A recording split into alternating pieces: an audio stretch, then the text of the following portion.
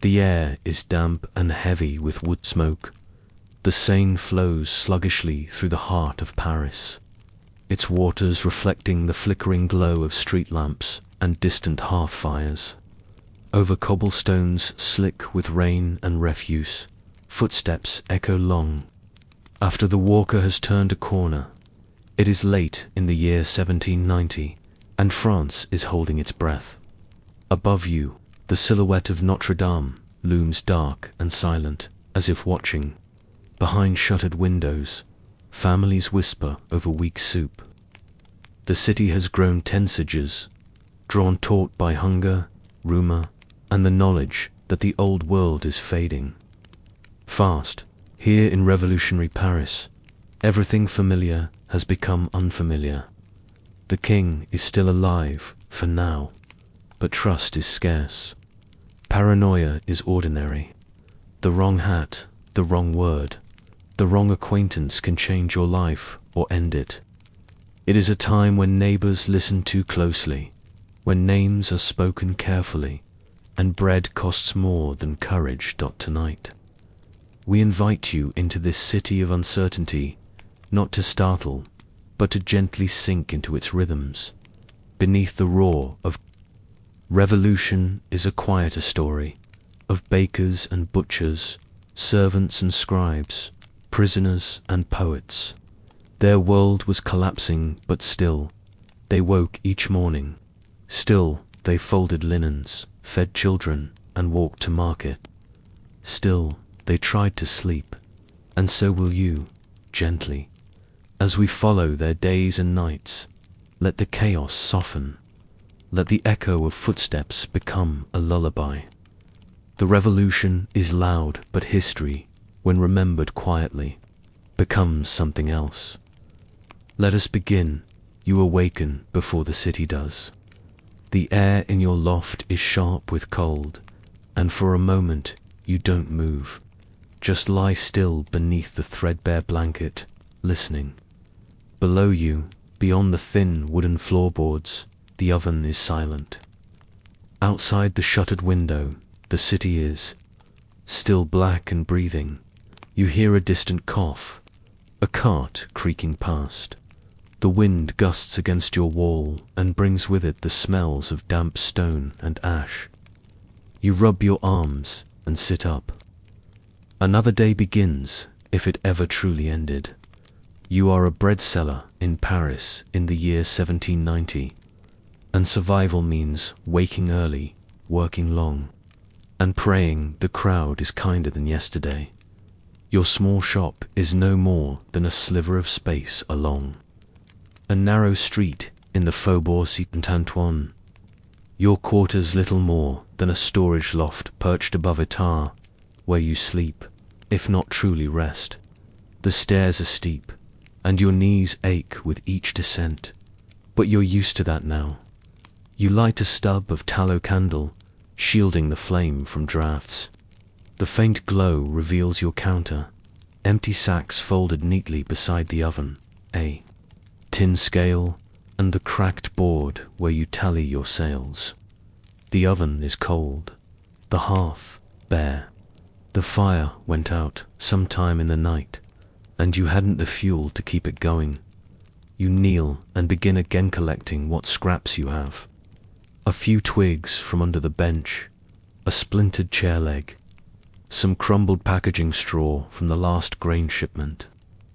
You coax the fire gently to life, blowing into your hands for warmth between motions. The chimney coughs once, then breathes. Again, the orange glow spreads slowly. You think of your flour, what little remains. The last sack came from a middleman who charged double what he had 2 weeks before. You didn't argue. There was no point. You paid. You always pay. But you've stretched it with ground oats, a little rye, even some powdered chestnut if you're honest. It's not proper bread, not what the guild bakers would call pain ordinaire, but it's edible.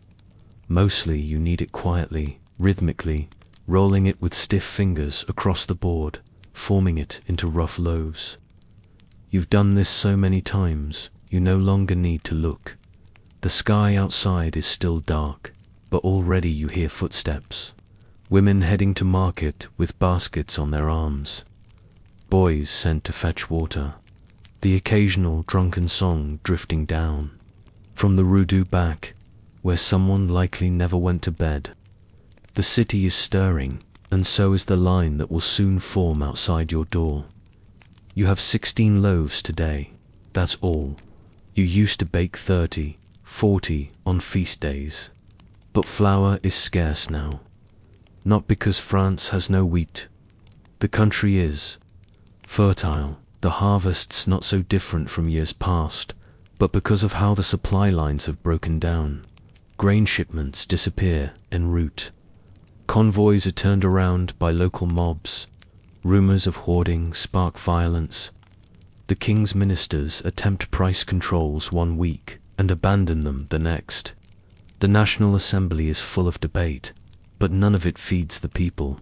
And so flour is rare, which means bread is dear, which means tempers are short. The first knock comes before you've opened. You hear a soft rap on the wood, then another. A familiar voice-a washerwoman who lives nearby calls out politely. You say nothing yet. You're still brushing the ash from your loaves, sliding the first few into the oven. Your hands are powdered white, your sleeves damp. You don't respond until you've wiped your hands on your apron and tied your hair back. You unlock the door. She smiles tightly. Others are already gathering behind her. Women, mostly. A few older men. Some children, clinging to their mother's skirts. They form a line by instinct, by long habit. There is little talking. Just the shifting of weight, the tugging of shawls tighter over shoulders, the slow inch forward as you bring out your first tray. The bread is still warm. That helps, but you can see the hunger in their eyes. You can see it in the way their fingers clutch their coins before they reach the counter, calculating and recalculating in silence. Some speak in clipped tones, others mumble, embarrassed. One offers to pay in cloth, another in candles. You take what you can, soon the loaves are gone. It's not even 8 in the morning. You hang the sign on the door, Epis sold out. You say it softly, as if to lessen the blow. Those still waiting groan. One woman swears and stamps her foot. A boy looks like he might cry. You lock the door, pull the curtain, and retreat behind the counter. You sit on your stool and press your forehead to your arms. You have no food left for yourself. Not yet. Maybe tomorrow, if you can stretch the flour further. You think of the rumors. Of the marchers who overturned a bakery near Les Halles. Of bakers beaten for setting prices too high. Of someone arrested for using the king's flour mark improperly. You've hidden your mark. Around noon, a municipal officer arrives. He wears the sash blue, white, and red, the colors of the revolution. He asks to see your storeroom. He's polite, but not friendly. You show him the sacks. He makes a note, asks about your supplier. You give a name. He nods once, warns you against hoarding, and leaves. You say nothing. Later that day, you wander the market. You have little to sell, but you still try. A woman offers to trade her last radish for stale crusts. Another asks if you've heard the news, something about a new decree from the Assembly, fixing bread prices again. You nod, but you've heard these stories before. You pass the Bakers' Guild hall. It's closed. On your way home, you pass a wall with fresh pamphlets glued to it. One of them reads, "Those who hoard the people's flour are traitors." It is signed a patriot of Paris. You look away. That evening, you light a single candle. In your room and reread the letter from your cousin in Rouen. She says the village mills are quiet now. A local nobleman was driven out. The priest no longer says Mass. Her children are hungry. She asks if Paris is better. You do not know how to answer. Outside, the streets grow louder. Someone bangs a pot down the alley. Voices rise. You hear footsteps. Pounding, then fading. The city is bracing for something, another decree, another march, another riot. You wonder if you will be spared this time, or if your little shop will be swept into it like so many others. You lie down in your loft, listening to the fire crackle faintly. Your hands smell of ash and dough. You close your eyes. Tomorrow you'll wake before the sun. You'll need what's left and hope the bread or the people do not rise too quickly. Sleep comes slowly, but it does come, and for now, that is enough. Imagine a face in the crowd, pale, composed, almost ghostly beneath the flickering candlelight of the convention hall. His cheeks are hollowed by intensity, his jawline clean but drawn, his powdered hair resting neatly beneath a tricolor cockade. He wears no embellishments, just a simple black coat with brass buttons, neatly aligned, as if order itself clings to him. He stands still as marble, watching the assembly, and when he speaks, the room does not hush, it holds its breath. This is Maximilien Robespierre. To some, the incorruptible, to others, the architect of fear, and to many, by the summer of 1794, the man most likely to decide quietly, coldly whether you lived or died. But before the silence of his fall, there was the silence in his rise. Robespierre's beginning was far from noble. He was born in Arros, the son of a lawyer, not a duke. His father abandoned the family. His mother died early. He rose through study Latin, logic, the classics, and became a scholar of Rousseau. Where others found compromise, he saw betrayal. He walked the narrow bridge of ideology, and never once looked down. When the revolution began in 1789, he was just another delegate, thin-voiced, nervous, a man who quoted philosophy at length while others shouted slogans. But something about the revolution suited him. Its logic, its purity, its promise that the virtuous should rule. He was against the death penalty, until he wasn't. He distrusted mobs, until he needed them. He spoke of liberty, until it stood in the way of justice. Over time, Robespierre climbed not through charisma, but through consistency. Others shifted positions like weather vanes. He did not. He became a trusted voice in the Jacobin, a radical club that met nightly to discuss policy, revolution, and enemies. When the monarchy fell, Robespierre did not cheer. He demanded accountability. When war came, he insisted on vigilance. And when chaos engulfed the streets of Paris, he called for a single word: virtue.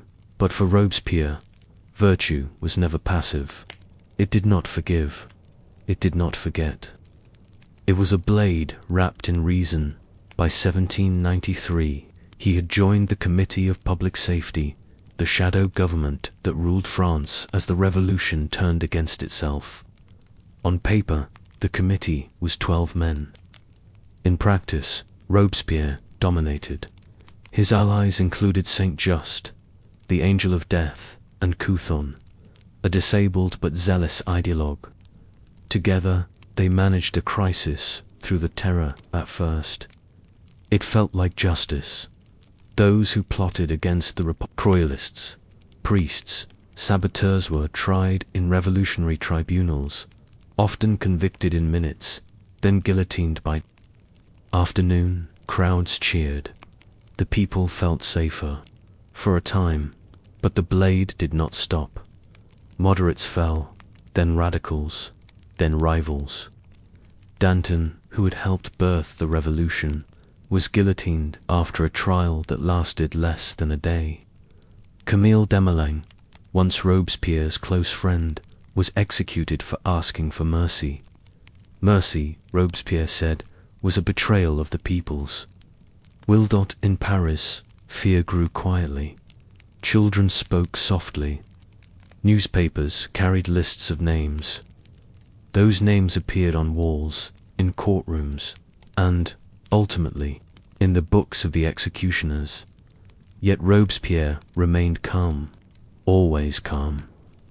He rarely appeared in public by 1794. When he did, his presence chilled the room. He had a habit of appearing late, walking slowly, his hands folded neatly in front of him.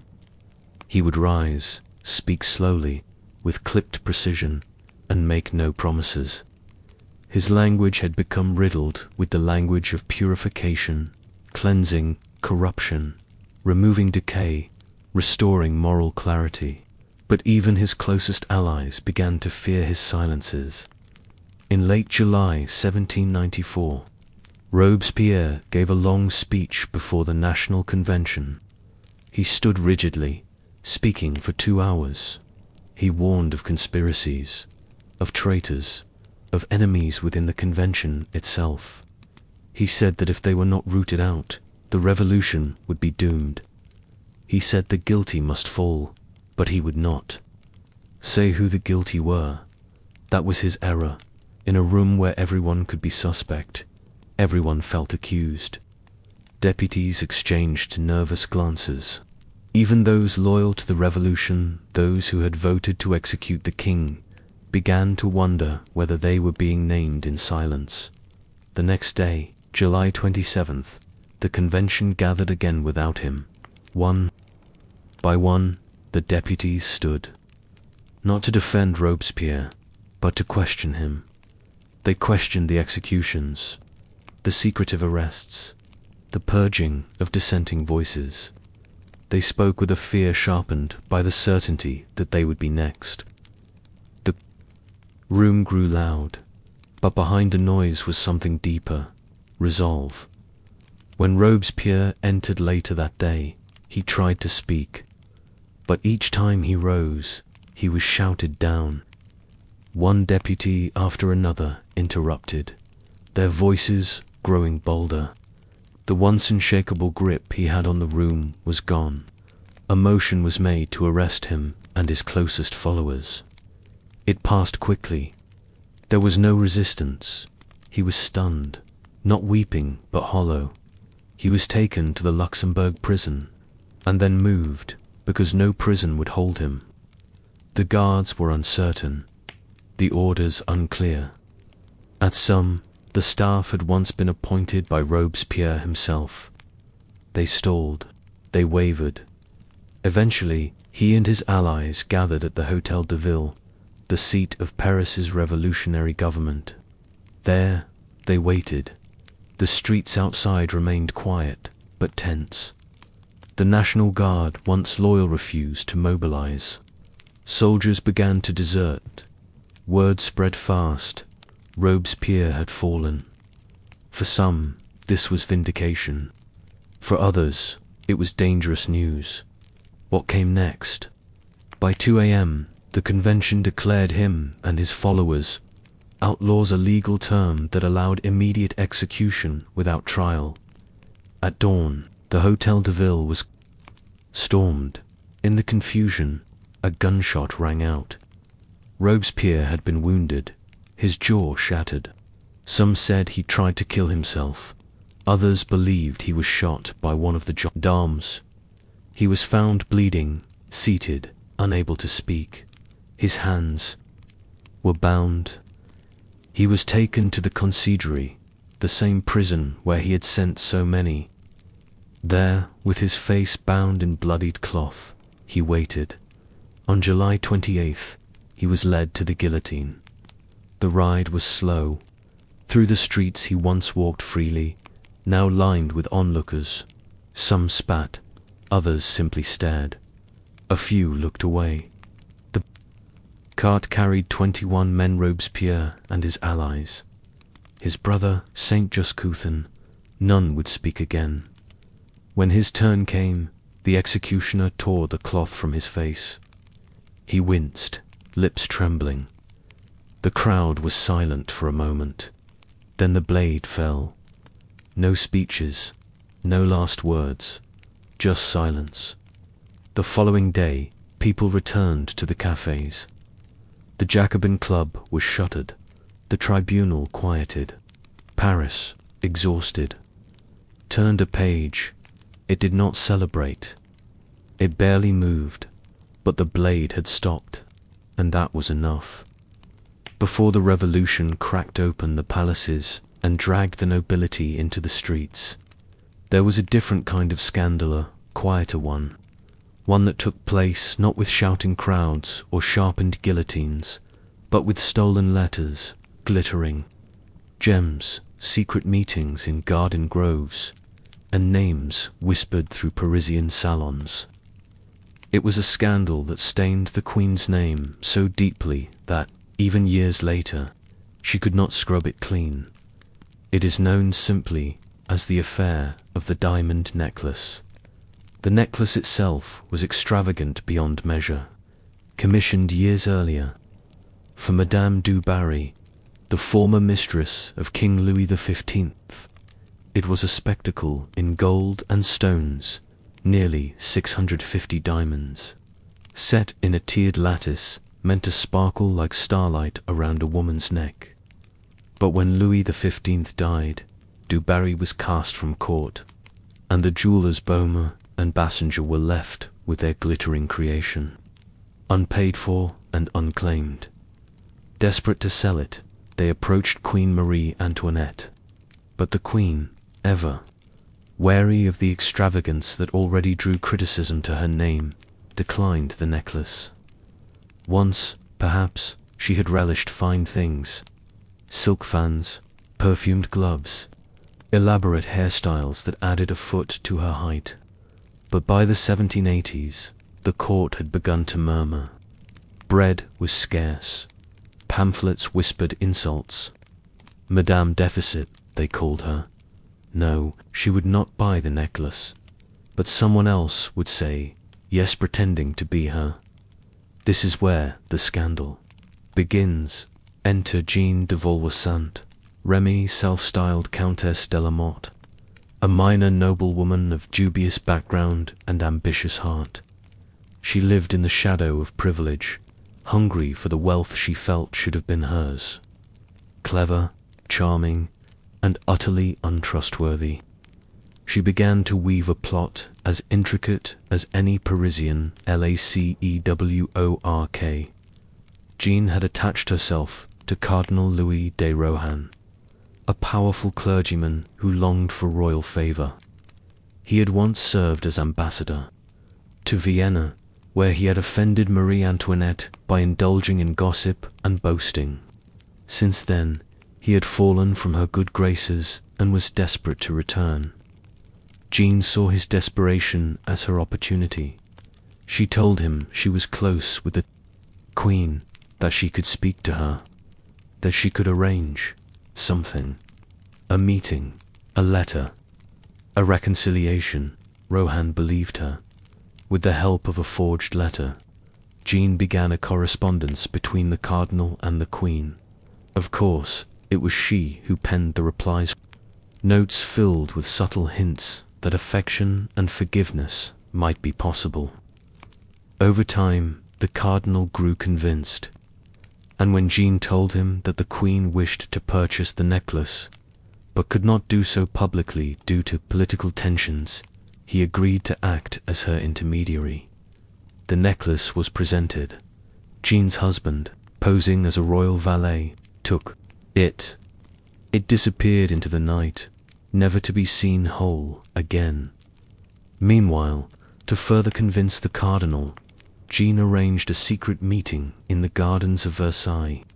By moonlight, beneath carefully trimmed hedges and ornate marble statues, a woman dressed as Marie Antoinette met with Rohan.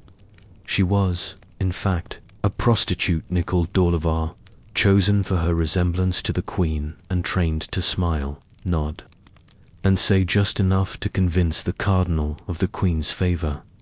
It worked. The cardinal was enraptured, and so, when the necklace vanished and Jean disappeared, he did not suspect he had been tricked. He believed he had done the queen's bidding. When he was summoned before the royal court, he entered the palace with pride, thinking he would be praised.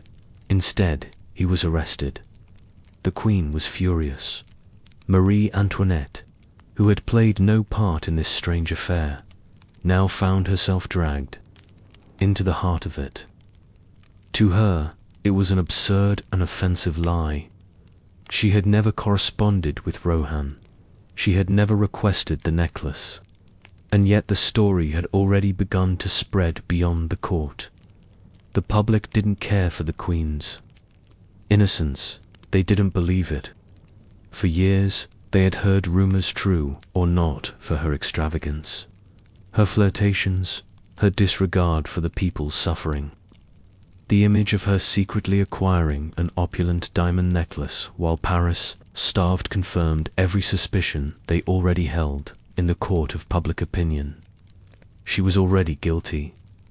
The official trial did not help. The Cardinal de Rohan was tried before the Parliament of Paris, a body known to be hostile to the crown. The courtroom was packed. Paris was riveted. The proceedings became a theatre of confusion. Documents, whispers of forgery, names barely spoken aloud. In the end, the court acquitted Rohan. He had, they concluded, been duped. He left the courtroom to applause. Jean Delamotte, too, was tried. She was found guilty, whipped publicly, branded with a hot iron, and sentenced to prison. She later escaped dressed as a boy and fled to London, where she published her own version of events, painting the queen as vain, deceptive, and cruel. The necklace itself, it was broken up. The diamonds were sold individually, scattered across Europe. The royal jeweler never saw payment, but the real damage was not to the necklace, it was to Marie Antoinette's reputation.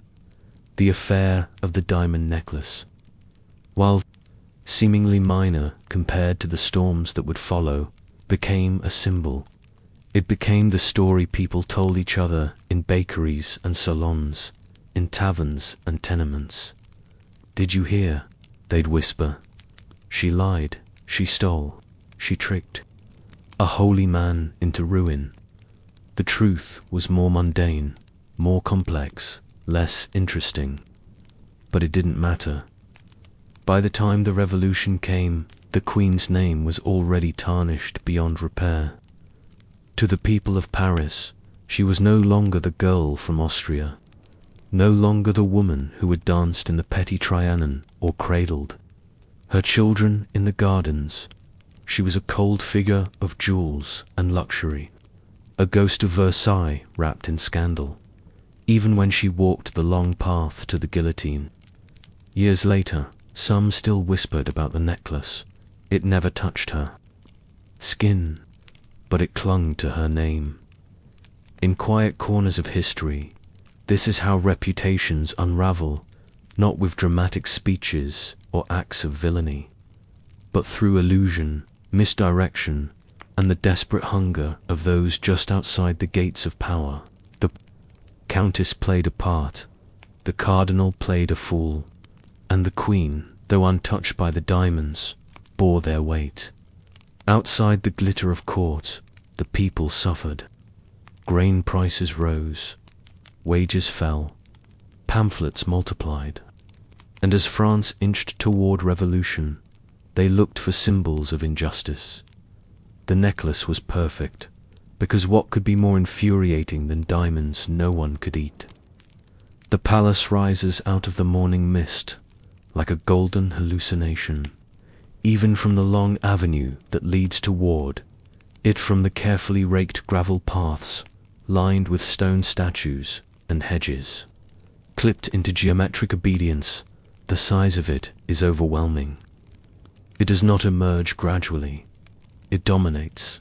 The gilded gates, the intricate ironwork, The endless windows gleaming in pale dawn light, they tell you, quietly and without mercy, that this is not a place made for ordinary people. This is Versailles.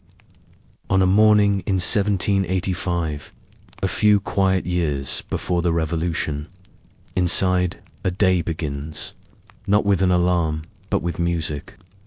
Faint at first, then clearer, the royal band plays outside the king's chambers, just beyond the carved wooden doors of the Chambre du Roi in the grand wing of the palace. The music is not for pleasure, it is a signal. It tells the court that the king will soon awaken, and that those permitted to witness his ceremonial rising should prepare. A crowd is already gathering. They wait patiently, ministers, nobles, petitioners, even foreign guests. The privilege of seeing the king rise is not just symbolic. It is an opportunity to be seen, to whisper a request, to gain favor. But they will not all be allowed in. The ritual is tiered. Intimate attendants enter first, then the high nobles, then the honored guests, each layer carefully choreographed at precisely 8 a.m. Louis XVI opens his eyes. He is a large man, not fat, but broad, soft, with thoughtful eyes and a quiet manner. He rubs them slowly, sits upright in the bed draped with crimson damask, and greets his valet. A goblet of warm wine and spices is offered. Slippers are placed. He is dressed, not in privacy, but in public. Each item passed from servant to noble, noble to another noble, in a chain of deference that speaks more of hierarchy than hygiene. All the while, the chamber bustles with murmured conversations. Ministers edge forward, seeking a word. Nobles bow low. Some observe in silence, gauging the king's mood. He is not a cruel man, nor is he particularly forceful. He listens carefully, often says little. In this morning's ceremony, someone presents a list of appointments. He nods. Another submits a request for favor. He gestures vaguely. The ritual concludes, and the king exits through a side chamber. The crowd dissolves, some relieved, others disappointed. Elsewhere in the palace, another ceremony unfolds. Marie Antoinette awakens in her private apartments. Unlike the grand gilded spaces of the king, hers are softer, painted in pastels. Lined with delicate fabrics, the air faintly perfumed. Her lever is more intimate, but no less symbolic. Her hairdresser arrives first, then her maid, then her. Reader, a poem is recited while her morning gown is fastened. She smiles faintly, already aware that beyond these walls, her name is spoken in tones not so kind. Breakfast is like hugely chocolate, occasionally a brioche. Despite popular myth, it is not often uttered aloud. And yet, the queen knows hunger, stalks Paris. She also knows she cannot fix it. Her days are tightly scripted, her image carefully managed by 10 a.m. Versailles is fully awake. Footmen rush through corridors. Gilded clocks chime across hundreds of rooms. The Galerie des Glaces, the hall of mirrors, is polished to a blinding sheen, though no one walks there yet. The gardens outside are already busy. Groundskeepers rake the gravel. Fountain engineers check valves. Everything must be perfect, because Versailles is not just a palace. It is a theatre. For the nobles who live here, and many do, often in cramped, drafty quarters behind the marble facades, life is a strange mix of boredom and spectacle. They wake in small rooms and dress in elaborate clothing. They eat according to ritual, attend ceremonies, perform tasks that have no purpose but to reinforce the hierarchy. Proximity to the royal family is everything. To be near the queen is power. To be seen by the king is validation. Midday, the king receives counsel in his cabinet du conseil. His ministers discuss harvests, trade, the war in America. The king listens. He is not unintelligent. He takes notes, but he struggles to decide. Policies stall. Advice is contradictory. Outside the room, courtiers wait, pacing slowly in red-heeled shoes. At 1 p.m., lunch is served le grand cavalier. The royal family eats in public, watched by a select audience. They do not speak much. Silverware clinks, wine is poured. The queen picks at a salad. The king prefers meat. The royal children sit beside them, fidgeting slightly. For those watching, the moment is not about the food. It is about presence. Later, in the afternoon, the queen retreats to her Petit Trianon, a small chateau at the edge of the grounds. There she removes the layers of formality, changes into simpler gowns, made of muslin, plays cards, listens to music. Sometimes she walks in her private garden, where she has built a pretend Hamlet rustic escape with painted sheep and a mill that does not grind. It is beautiful, but contrived. She means it as a retreat. The people take it as mockery. In the servant wings of the palace, life is different. There are over 2,000 servants at Versailles, men, cooks, washerwomen, maids, grooms. They work long hours for little pay, often sleeping on straw pallets or in crowded dormitories. The kitchens are massive, hot, and frantic.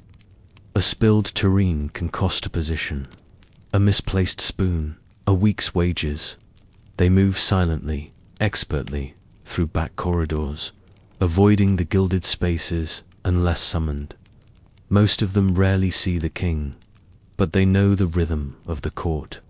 The swells and silences of favor, the flare of gossip. They hear whispers. They see food wasted. They smell perfume on empty plates. And they wonder what will happen when the bread riots reach the gilded gates. As the sun begins to dip, candles are lit in thousands of sconces. The mirrored halls glow with refracted light. The queen dresses for the evening entertainment, perhaps a concert, perhaps a masked ball. Her hair is reset, pearls are placed, her fan selected with care. Downstairs, the orchestra tunes softly. Guests arrive in plumed hats and embroidered coats. Invitations are checked. Musicians strike the first note. The queen smiles, dances briefly, then withdraws. The king makes a quiet appearance, then retires. The night continues without them. By midnight, Versailles slows. Candles are extinguished. Silk slippers are set aside.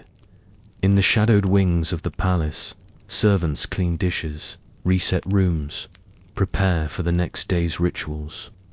Somewhere in the distance, a child cries. A stable hand coughs. A mouse skitters through the floorboards of a noble's chamber. And, in her room, the queen brushes her hair, slowly, watching her reflection in a mirror framed in gold dot. She does not yet know how her world will end, but already she can feel the weight of its walls. Versailles, before the Revolution, was a dream kept alive by ceremonia, place where reality bent to ritual, where hunger was hidden behind tapestries, and where even the most powerful woman in France could not control the story told about her. It was elegance without rest, and in its silence, something was already breaking. Imagine a sky swollen with grey, the kind that promises rain not with thunder but with long, steady weeping. The streets of Paris, in early October of 1789, are slick with mud, lined with closed shutters and posters peeling from the walls. The wind carries the scent of wet wood, chimney smoke, and something sour bakeries. Empty pots unfilled, and the faint trace of rot from the river. This is not a city in peace. Bread is scarce, prices have soared, and rumor moves through the alleys faster than any horse. Some say the royal family is hoarding grain. Others whisper that the king toasted to the defeat of the people just nights ago. The tension that clung to Paris through the summer after the storming of the Bastille, after the fall of royal authority, has not vanished. It has fermented, and now it begins to boil in the marketplace. Women gather. They are not revolutionaries in the dramatic sense. No flags, no drums. They are washerwomen, seamstresses, fruit sellers, wives of cobblers, mothers of 5. Their hands are cracked, their clothes are patched. But today they carry kitchen knives, broomsticks, hammers, whatever they can lift. It begins not with a shout, but with a cry. A woman, young, thin, soaked from the morning drizzle, shouts that her children have eaten nothing for 2 days. Another screams that the baker's shelves are bare. Then another. And suddenly, hundreds of women begin to chant, "Bread, bread, bread." By mid-morning, thousands have joined them. They stream through the streets, past the Hôtel de Ville, where city officials peer nervously from behind heavy curtains. They do not ask politely. They demand carts. They demand weapons. They demand answers. Some men try to calm them. A few even join them. One young man, Stanislas Mellard, a veteran of the Bastille, becomes their impromptu leader, not because he commands them, but because someone needs to speak when they reach the gates of power. But today it is the women who lead. By noon, the decision is made. They will go to Versailles. It is a march not of ceremony, but of desperation. The road is long 12 miles, winding through rain and mud, past fields and villages. Some wear broken shoes. Others walk barefoot, feet blistered and bleeding. They carry babies in shawls, drag carts behind them, and march with faces set not in fury, but in fatigue. They do not sing, they do not laugh, they walk along the way. More joinmen, curious onlookers, National Guardsmen, unsure whether to stop them or follow. Soon the crowd numbers 6,000 to 7,000. And still they walk, hour after hour, until the golden gates of Versailles finally come into view, glistening under a sky grown pale with the approach of dusk. Inside the palace, the mood shifts. The guards are alert. The court is confused. The Queen, they say, has gone riding. The king is at his desk. Ministers whisper, unsure of what to advise. Versailles is not a place accustomed to mobs, and this one, though tired, is not silent.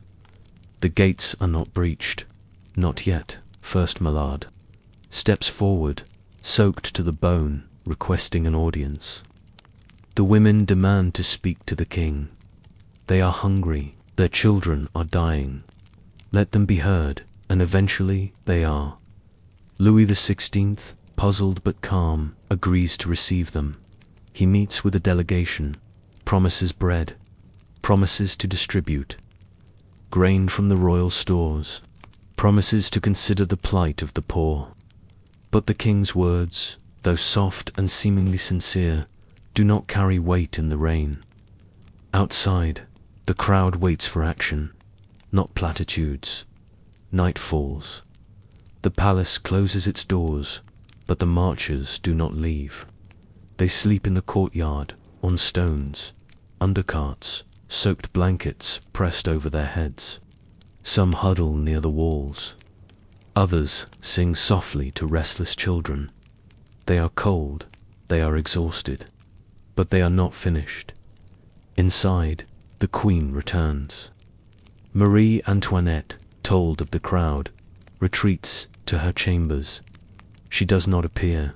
Guards are posted. Doors are locked. And then, before dawn, something shifts again. A gate is left unattended, or perhaps breached. A group of women and some men slip inside the palace grounds. They reach the inner courts. In the confusion, a guard is attacked. Another is killed. The crowd surges, then hesitates. Confusion reigns. Cries echo through the marble halls. Cries that reach the queen's chambers. She is roused, dressed hastily, escorted through a hidden passage to the king's rooms. The palace awakens in a flurry of candlelight and clashing weapons. Doors are barred. Courtiers tremble. But the king does not flee. Instead, he appears on the balcony. The crowd calls for him. Some demand bread. Others call for his head.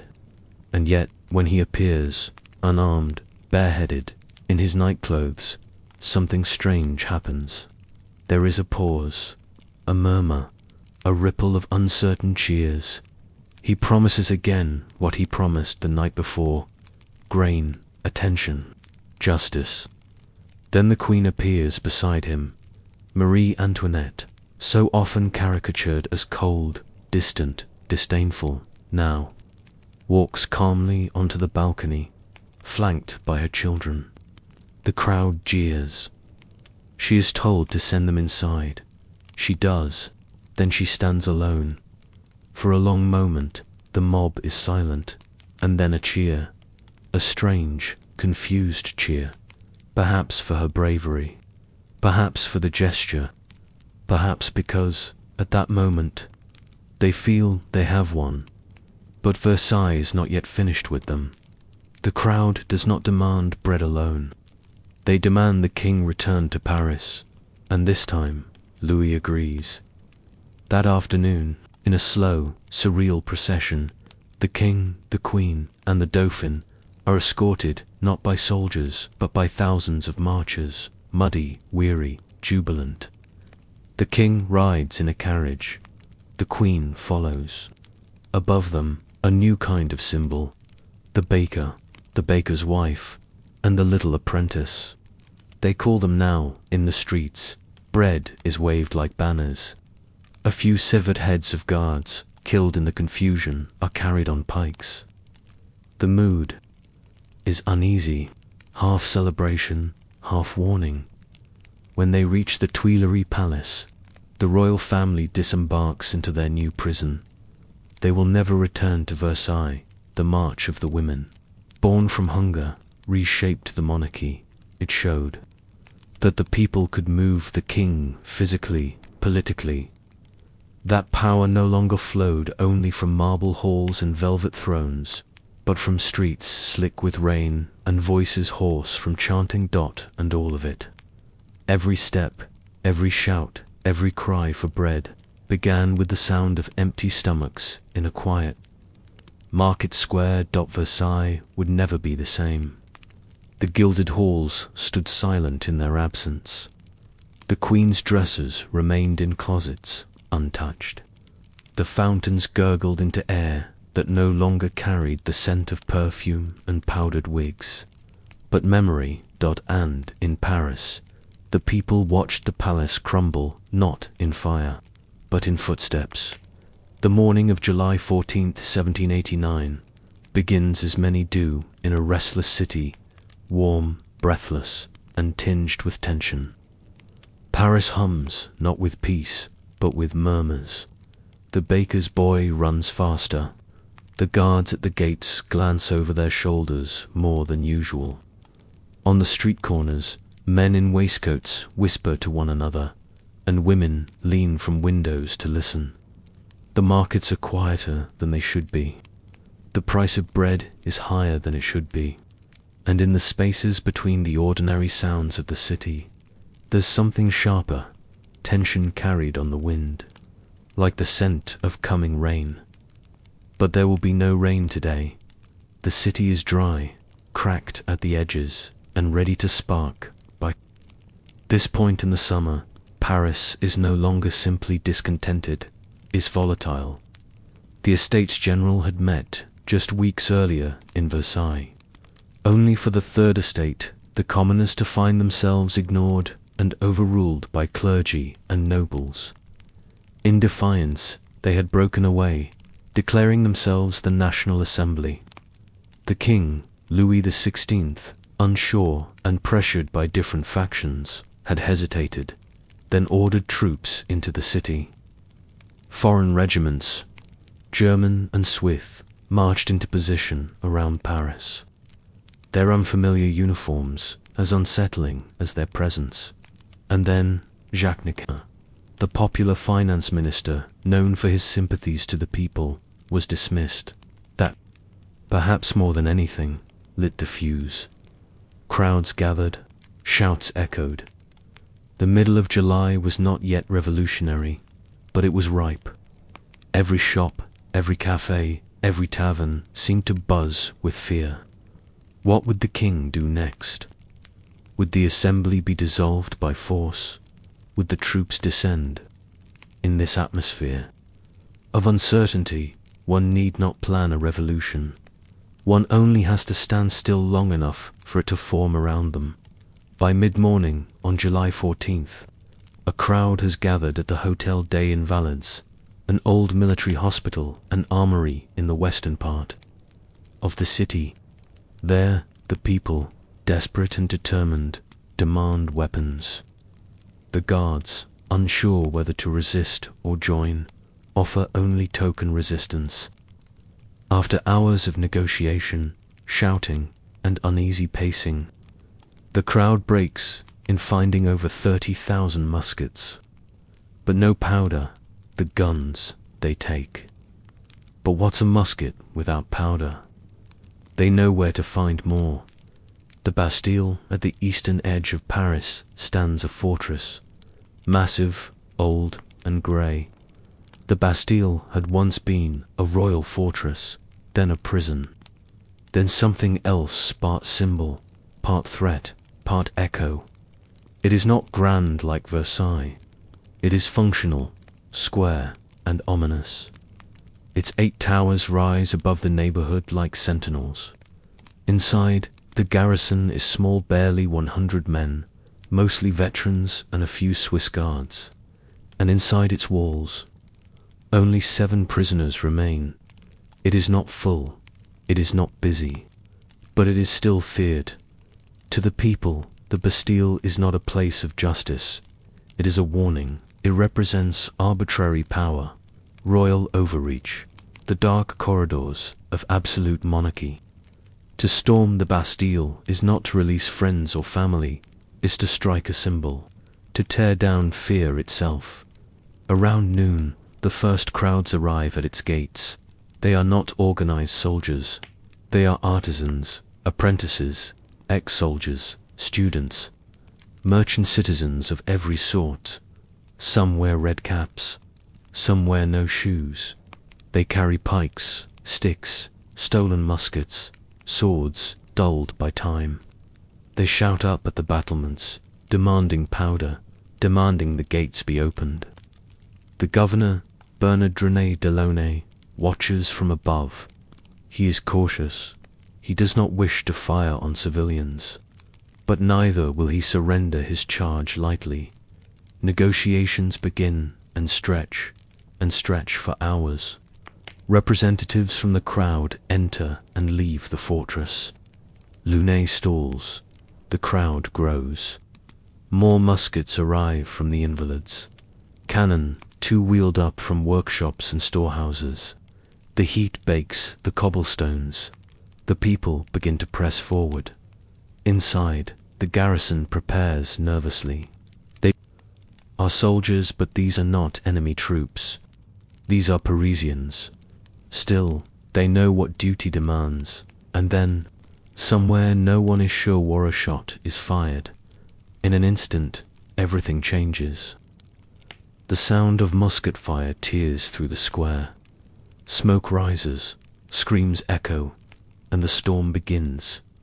The attackers rush forward. Some use carts as shields, Others duck behind barrels. Bullets strike stone, wood, flesh. The defenders fire from slits. High above, raining lead into the crowd. Blood darkens the stones. The cannon brought by the crowd are aimed at the gate, but it takes hours to position them. Men fall, more arrive to replace them. By afternoon, the square outside the Bastille is a battlefield, and yet the crowd does not retreat. They are not trained. They are not unified, but they are unyielding. Inside, Lunet begins to panic. He sees no reinforcements. He hears the cannons. The walls will not hold forever. His men are tired. Some are wounded. The heat, the noise, the pressure, it all begins to unravel around 5 p.m. He makes his decision. A white flag is raised. The gates open. The Bastille surrenders. And then chaos spills inward. The crowd surges into the fortress. Weapons are seized. Cells are open. 7 prisoners emerge, confused, blinking in the sunlight. They are not heroes. One is a madman, another a forger. No matter, they are free. The Bastille has fallen. Lunet is taken, bound. He pleads, but the crowd is not in a listening mood. Somewhere on the way back to City Hall, he is killed. Some say stabbed, others say beaten. His head is placed on a pike.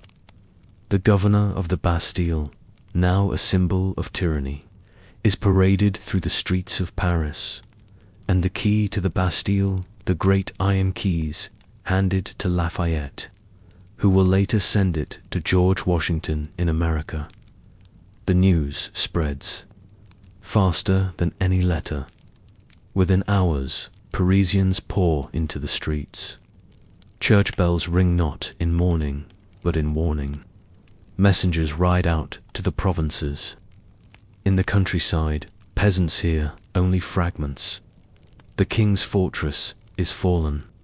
Paris is in revolt. The people have risen. And at Versailles, the king is informed. He asks, "Is it a revolt?" The reply, "No, sire. It is a revolution." The storming of the Bastille did not change everything at once. The monarchy still stood. The court still glittered.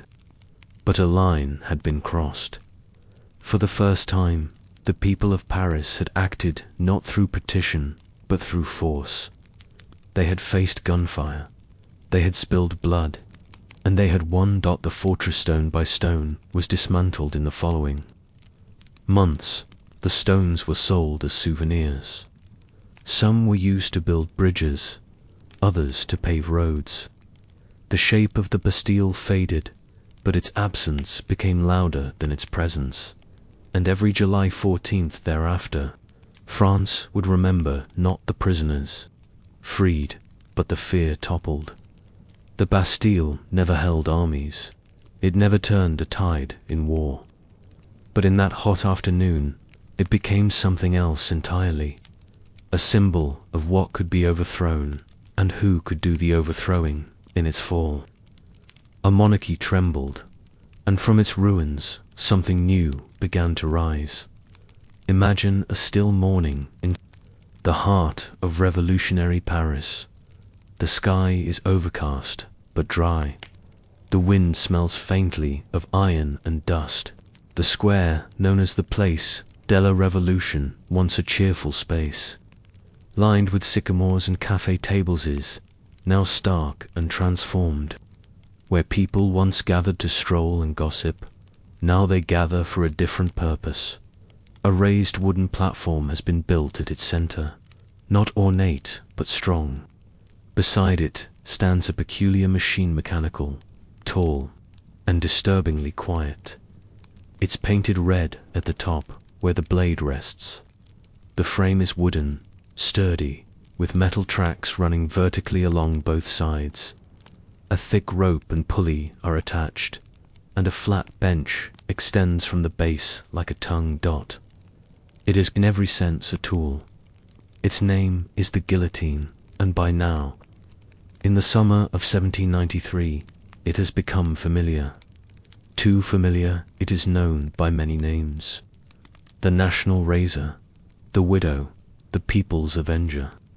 But those are nicknames used quietly, in taverns and kitchens.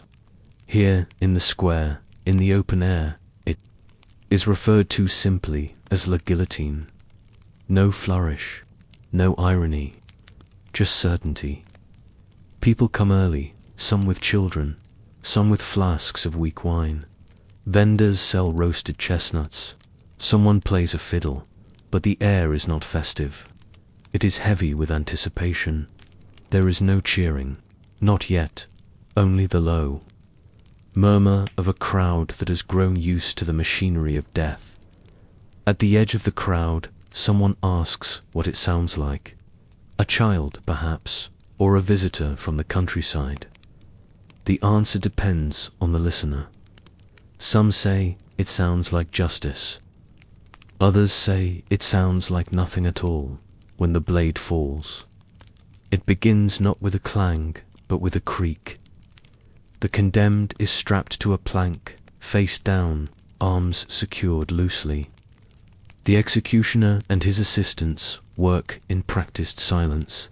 Their clothes are dark, their expressions unreadable. No flourish, no delay. The body is slid into place. The head positioned gently, chin nestled into the lunetta half-moon groove in the wooden base. A second piece is lowered above, holding the neck still. The blade is hoisted. It rises smoothly along the tracks, a sharp triangle of steel glinting. In the sun, the crowd shifts, leans forward slightly, some standing on crates or benches. Then, without countdown or fanfare, the rope is released. It falls. The sound is not metallic, not sharp like a sword slash. It is wood on wood, rope snapping, weight descending, a soft thud, then silence, then, usually, a collective breath from the crowd. Or sometimes, though not always, a cheer. The head drops into a wicker basket lined with sawdust. The body remains. For a moment, twitching slightly, then is rolled away. The assistants clean the bench quickly. The blood is not scrubbed only brushed aside. There is no time for detail. Another waits, and another dot by the height of the terror. The guillotine is used so often that it becomes routine. Some days see dozens of executions, often beginning in the late morning and stretching until dusk. Names are read. Prisoners brought forward, each given a few moments, sometimes a prayer, sometimes a glance at the crowd. Few speak, some shout slogans, Vive, La Republique, or liberty, equality, fraternity. But more often, they say nothing. Their steps are slow. Their eyes, far away, some weep, others smile faintly. A few tremble. The noise of the blade does not change. Always the same sound: creak, slide, drop, thud, over and over to those nearby. The repetition becomes strangely hypnotic. Some describe it as soothing. Others find it unbearable. But all agree it is mechanical, efficient, and above all, final. The crowd grows used to it, though not indifferent. Some cry, some laugh nervously, some watch as if staring into fire transfixed. Disturbed, unable to turn away. But even for them, the novelty fades. What was once a rare spectacle becomes part of the city's rhythm. Each morning, carts carry prisoners through the streets. They pass bakeries and cafes. People pause to watch, then go back to their errands. Times. It's possible to hear the guillotine's blade from several blocks away, not loud, but unmistakable. A kind of punctuation mark in the city's daily routine. Behind the scenes, those who work the guillotine live different lives. The executioner, usually a man of modest birth, is both feared and essential. In Paris during the Revolution, the man is Charles Henry Sanson, a professional who has served the monarchy and now serves the Republic. He is methodical. He does not enjoy his work, nor does he question it.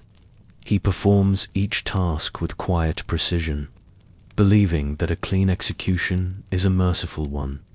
He sharpens the blade regularly, maintains the mechanism, trains his assistants, usually his sons or apprentices, on how to secure the body, how to move efficiently, how to avoid attention. The goal is speed, dignity if possible. Sanson keeps a record of those he executes not because he relishes the task, but because he understands its weight. He knows he is part of history, whether he likes it or not. And what of those who live near the guillotine? They wake to the sounds of carts and boots. They sweep away flower petals left by grieving families. They close shutters during executions, or leave them open depending on whether they wish to forget or to remember. Some grow rich, selling refreshments to crowds. Others move away, unable to bear the constant reminder of what revolution means. In practice, the blood runs thick on some days. It soaks into the wood. It pools beneath the platform. Straw is scattered to absorb it. But still, the scent lingers: copper, sweat, wood smoke, and wet linen. Sometimes, the execution is delayed. Rain swells the wood. The blade sticks. A rope snaps. Then the noise is different shouts, hammering, saws. The crowd grows restless. But the machine is repaired, and the rhythm resumes. People speak of the sound of the guillotine often, but they rarely speak of the silence that follows. That's the real sound, the absence of breathing, the quieting of a voice that just moments ago cursed or sang or pleaded. After the blade falls, there is a hush, not from reverence, not from fear, but from something deeper, the recognition that something irreversible has just happened. A life has ended, not in fire, not in battle, but in the measured drop of a blade. And that silence, for some, is louder than the fall itself. Years later, after the revolution calms, after the terror burns itself out, the guillotine continues to be used, but never again with such frequency, never again with such ceremony. It is stored, brought out occasionally, then tucked away. Eventually, it becomes a relic, photographed, remembered, displayed in museums. Tourists ask about the noise. Historians debate its legacy. But in its time, it needed no explanation. The guillotine was not about cruelty. It was about certainty, quick, efficient, unmistakable. You would not hear it unless you were close. But once you did, you would never forget. In the end, what the guillotine sounded like depends on where you stood. To the prisoner, it was the last thing they heard. To the crowd, it was part of the day's rhythm. To the executioner, it was his work. And to the city of Paris, it was the sound of revolution doing its work, relentless, precise, and deeply, deeply quiet. Imagine waking in a cramped Parisian apartment in the year 1791, the floorboards creaking under your feet as you pad across the room. The morning light spills through the shutter slats in thin golden lines. You hear street vendors below shouting about yesterday's bread, a cart's wheel bouncing over uneven cobblestones, and then cutting through it all the sharp voice of a newspaper seller. L'ami du peuple. Hot from the press, Marat unmasks the traitors. You wipe your face with a corner of your sleeve. The room is still cold. Your fingers are stained from yesterday's ink, and you haven't even touched today's news. This is Paris, not just a city, but a furnace of thought, and the newspapers are its heat. In the years leading up to and throughout the French Revolution, newspapers were not mere observers. They were participants breathing, shouting, persuading, and accusing. They filled cafes, salons, streets, and courtrooms. For the literate and even for the illiterate, who listened while others read aloud. They were oxygen and sometimes fire. Prior to the revolution, publishing had been tightly controlled. The Ancien regime required state approval to print anything. Printers needed licenses. Content was censored. Seditious writing could land one in the Bastille. Even pamphlets were smuggled and distributed in secret. But with the collapse of royal authority and the rise of revolutionary fervor, that old control dissolved like smoke dots suddenly. Anyone with a press and ink could become a voice, and many did. By 1789, there were only a few dozen publications operating in France. Within a year, that number exploded to hundreds. The press became a battleground, a chorus, a mob of voices speaking over one another, sometimes harmonizing, sometimes tearing each other apart. The walls of Paris were blanketed with kiosks bloomed like mushrooms across the city. Coffee houses became reading rooms, filled with stained pages passed from hand to hand, and among them, a few names loomed large. One of the most infamous, Jean-Paul Marat, a failed physician, a scientist, and eventually a revolutionary journalist. Marat took up the pen with a vengeance. His newspaper, L'Ami du Peuple, the Friend of the People, became one of the most incendiary publications of the revolution. Marat wrote from a bathtub, his body ravaged by a chronic skin condition, his mind unyielding. He named names. He accused ministers of treason, judges of corruption, aristocrats of plotting. Each edition dripped with venomous prose and righteous fury. The people read it with hungry eyes. To many, Marat was a prophet. To others, a madman. But to everyone, he was unavoidable. His words stirred the streets. Crowds formed outside prisons. People cheered when traitors were unmasked. Whether true or false, his accusations had weight not because they were official, but because they were printed. And in an age when rumor could topple thrones, print could ignite mobs. Another giant of revolutionary journalism was Camille Desmoulins.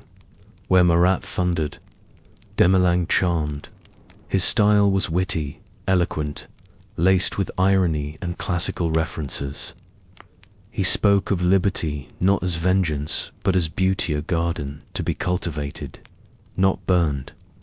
He had once rallied the people with words in the garden of the Palais Royal, leaping on a table, waving green leaves in his hat, calling for uprising.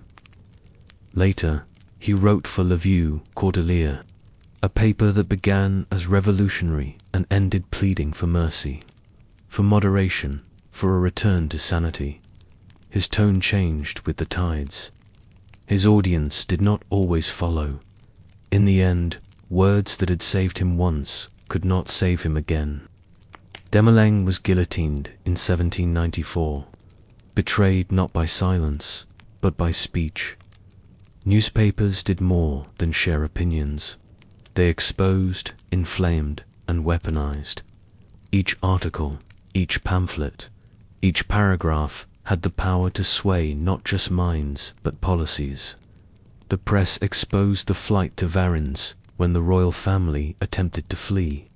It published the king's letters, real or forged. It accused generals of betrayal, politicians of secret loyalties, citizens of counter-revolutionary behavior. The guillotine did not just follow printed words. Sometimes it followed them directly. A name in print could be a death sentence. People were denounced in columns, their faces recognized in crowds, their homes surrounded by mobs. and yet the people kept reading. Every morning brought a new scandal, a new villain, a new call to arms. The rhythm of the revolution pulsed through. Headlines. Outside the capital, in provincial towns, the press had different flavors. Some papers echoed Paris, others pushed against it. Royalist publications struggled for survival, often operating underground, constantly relocating to avoid suppression. Still others focused on religious concerns, moral appeals, or quietly begged for unity. The countryside read less, perhaps, but the power of newspapers still reached them. Soldiers carried papers in their satchels, travelers brought them to taverns, priests read them from pulpits. Even those who could not read understood what the papers meant. Whose heads were next, who was to be feared, and who claimed to be fighting for them. The physical experience of a revolutionary newspaper was visceral. They were cheaply printed, the ink smudging fingers, the paper brittle and grey. Illustrations were rare but potenta: cartoon of the king as a pig, a guillotine drawn beside the temple prison, a caricature of Marie Antoinette dancing over a famine-stricken France. Pages were read aloud in markets. Scribbled notes were passed with margins underlined in red, lists of names circled, entire articles memorized, and when used up, when the news was old, the papers were folded into kindling. The words that once burned minds now lit fires under pots of soup, but the memory remained. And what of the printers? They lived fast-lived, smelling of ink, smoke, and tension. Their shops were often hidden in narrow alleys, above bookbinders, or behind shuttered doors. Printing presses clattered through the night. Apprentices folded pages with ink-stained knuckles, listening for footsteps on the stairs. Arrest was always possible. Sabotage, too. Printers were not just laborers, they were the infrastructure of revolt. Every stack of folded pages, every delivery wrapped in twine, every whispered request for an extra copy, it all passed through their hands. Some were activists, others just workers. But none could claim innocence of history's momentum. By the later years of the revolution, the tone of the press darkened, no longer simply a tool of liberty. It became a weapon of fear. Robespierre's allies used newspapers to root out enemies. The Pedocian, written by Jacques Hébert, mocked and maligned anyone who wavered in their patriotism. It was crude, aggressive, filled with rage and laughter in equal measure. It helped fuel the reign of terror, calling for more heads, more purity, more zeal. When its author finally turned on Robespierre, he too was executed. The press had made him famous. Then it made him disposable. In time, after Thermidor, after the terror, the newspaper presses grew quieter. Censorship returned, not as tight as before, but firmer. The chaos of unfiltered ink became too dangerous. The government once again required licenses. Fewer papers survived. Editors turned toward moderation. The wild freedom of the early years faded, replaced by something more measured, more managed. But something had changed permanently. The people had tasted the power of the press, and the press had tasted the power of the people. It had stirred them to revolt, informed them of betrayal, and reminded them, in every edition, that the world was changing beneath their feet. To walk through revolutionary Paris was to walk through a city, written on paper, crumbled sheets stuffed into coat pockets, headlines shouted across markets, columns that read like sermons, pages soiled with tears, blood, and wine. Even when the presses went silent, the echoes remained, because, in the end, The revolution was not just fought with pikes and laws. It was printed one word at a time. Imagine a tall stone townhouse in one of the quieter corners of Paris. Its windows are shuttered more often now. The brass knocker has not been polished in weeks. A thin trail of chimney smoke curls into the air, but the house seems hushed, subdued.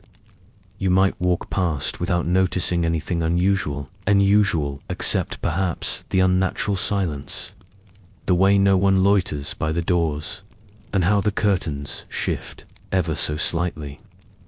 When someone passes, behind that door is another world. It is not the Versailles of legend. This is not a palace of gold and mirrors, but rather the city home of a noble family, the hotel particular of a minor duke or viscount, someone with just enough influence to feel exposed, and just enough wealth to attract suspicion. Inside that house, beneath its painted ceilings and worn velvet drapes, is someone like you, a servant. Perhaps you've worked there for years, maybe only months. You were born in a village, or in a poorer quartier of Paris, and you took the position because it meant food, shelter, maybe a few livres in wages. But now, in the revolution's shadow, your work has changed, and so has your place in the house. Your day begins early always, before the families. You rise from your cot in the attic or the kitchen corner, depending on your rank. If you're a kitchen maid, your fingers are raw from cleaning vegetables and hauling buckets from the well. If you serve upstairs, you must be quiet as you tread the staircase. The master of the house no longer tolerates noise.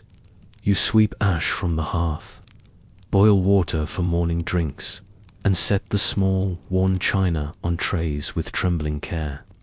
Tea is harder to find now. So is sugar.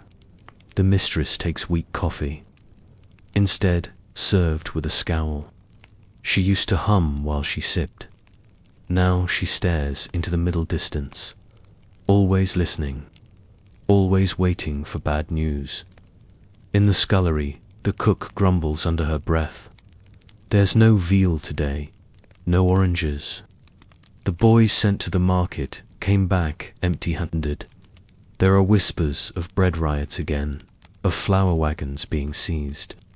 You know better than to speak about politics, even in the kitchen, but everyone knows. The walls are thin. Upstairs, the mood is no better. The family used to host soirees. Now they receive only silence. Their relatives have fled to England or the countryside. Their letters arrive slowly, if at all, and in their absence, the servants are expected to maintain the appearance of normalcy. You polish the silver, though it won't be used. You dust the shelves, though no one visits the library anymore. You lay out clothing, even as the mistress weeps quietly in the next room. The master says little, pacing more than speaking. His boots are always freshly cleaned, though he no longer walks beyond the courtyard. When visitors do arrive, they are somber.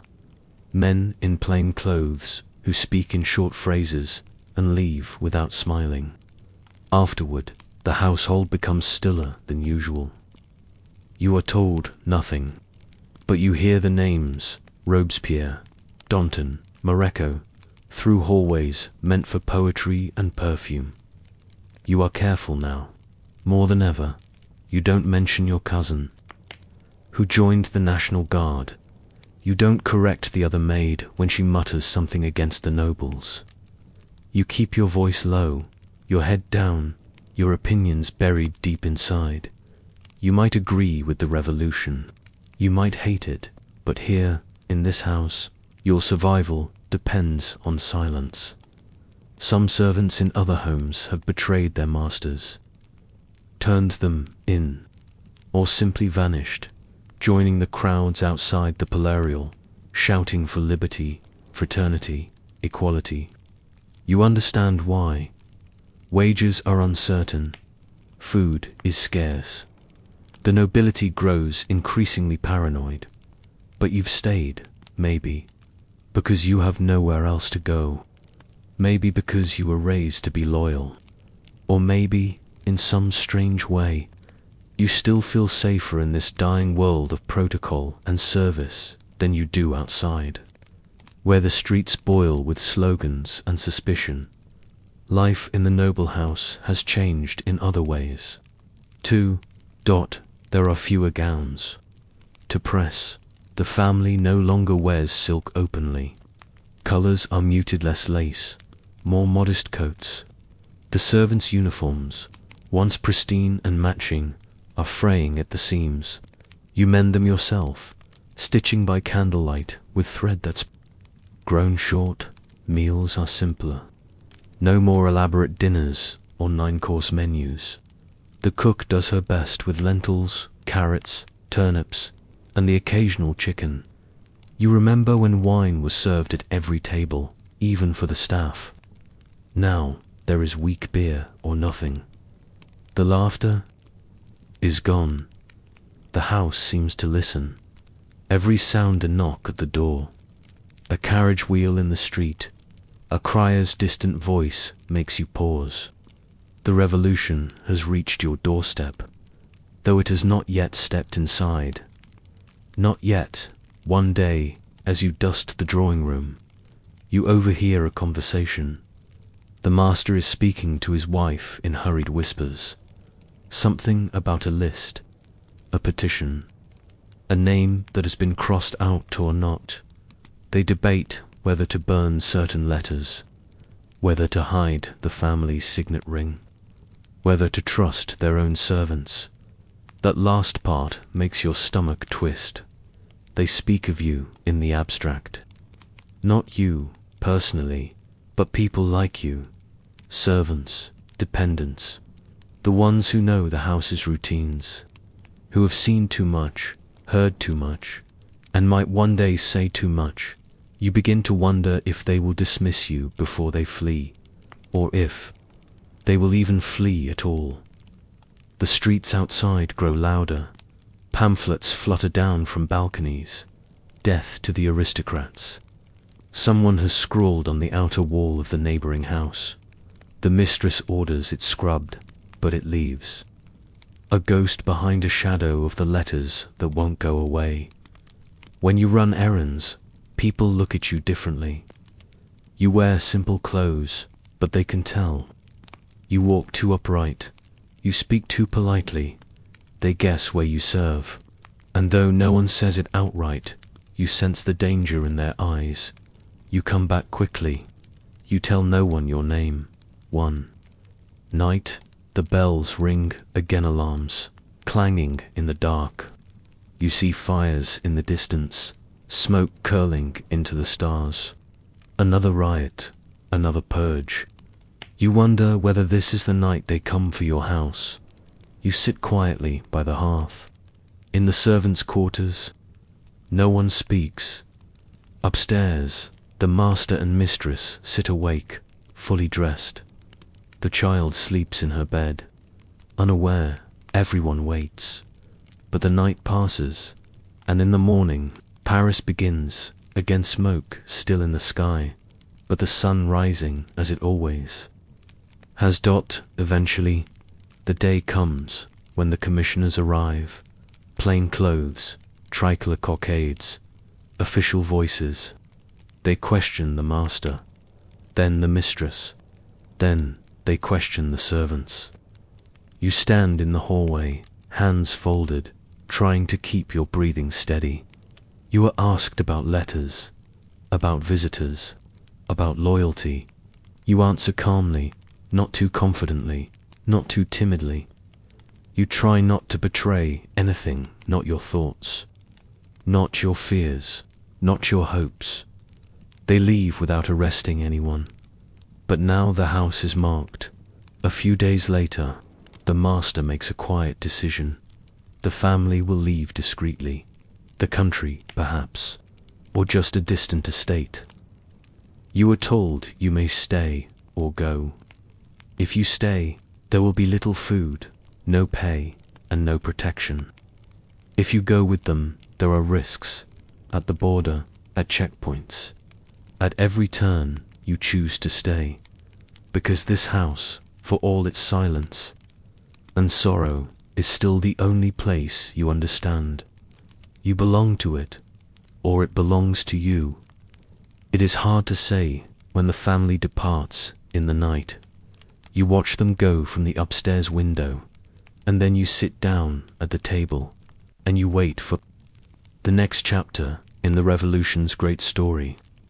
You are not a leader or a martyr. You are not a pamphleteer or a general. You are a servant, and yet your hands touched history every day, pouring tea for people who shaped it, cleaning rooms where secrets were spoken, listening at doors where fates were sealed.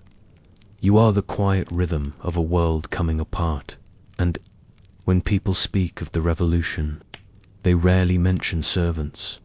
But you were there, and you remember every sound the house made as it tried, and failed, to pretend the world outside had not changed. Imagine walking through Paris in the spring of 1794. The sky is soft with drifting clouds. The Seine rolls gently beneath its bridges. Trees are beginning to bloom again in the public squares, though their roots still hold the memory of marching boots and broken glass. The city feels tense, but not with fear, with something stranger. A search for meaning. France, by now, is deep into its revolution. The king is gone. The queen, too. The nobility scattered or silenced. The church humbled, its wealth seized, its clergy exiled or re-educated. And still, the questions rise, persistent and unanswered. What replaces the monarchy? What replaces tradition? What replaces God? In this moment of upheaval, one man steps forward with an answer. Maximilien Robespierre. Slight of build, modest in dress, deliberate in speech, he who had overseen the reign of terror, the architect of civic virtue, now speaks of something even more ambitious.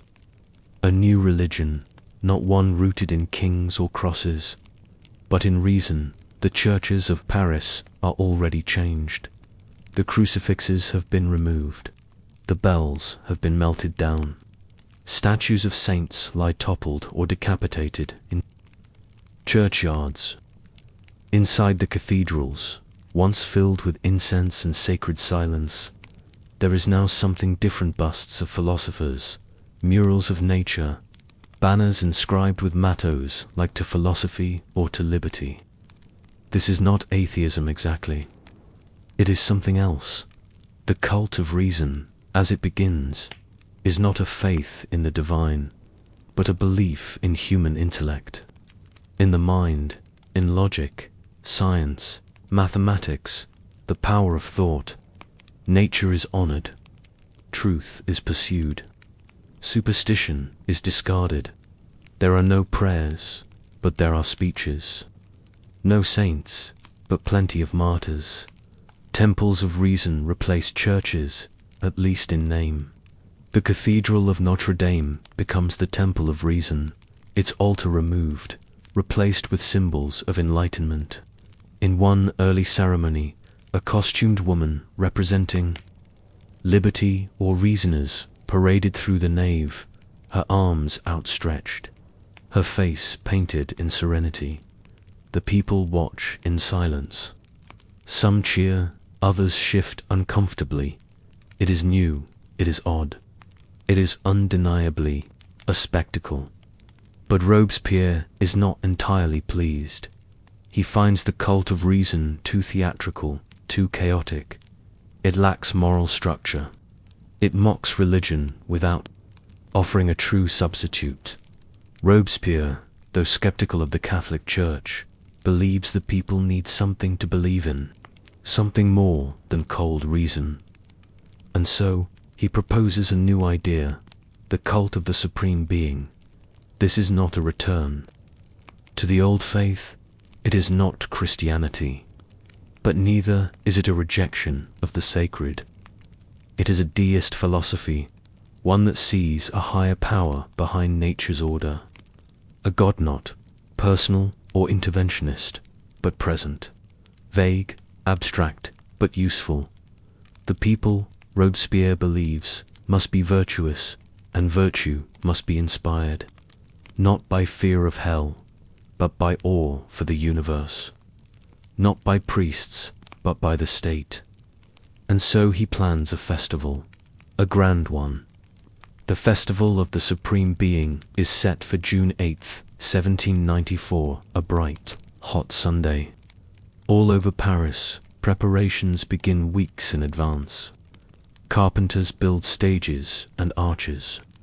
Artists paint allegorical panels, depictions of reason, virtue, nature, and death. Seamstresses are commissioned to create togas and tunics, classical in style, to match the ancient Roman themes, now fashionable in revolutionary symbolism. It is to be a day of unity, of celebration. It is not a religious holiday, but it is sacred in its own new way, and Paris, weary of blood and trials, leans into it if only to catch its breath.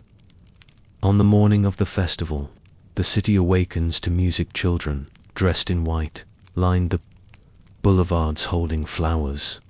Trumpets sound, choirs sing. A procession begins, led by members of the convention, all in ceremonial dress.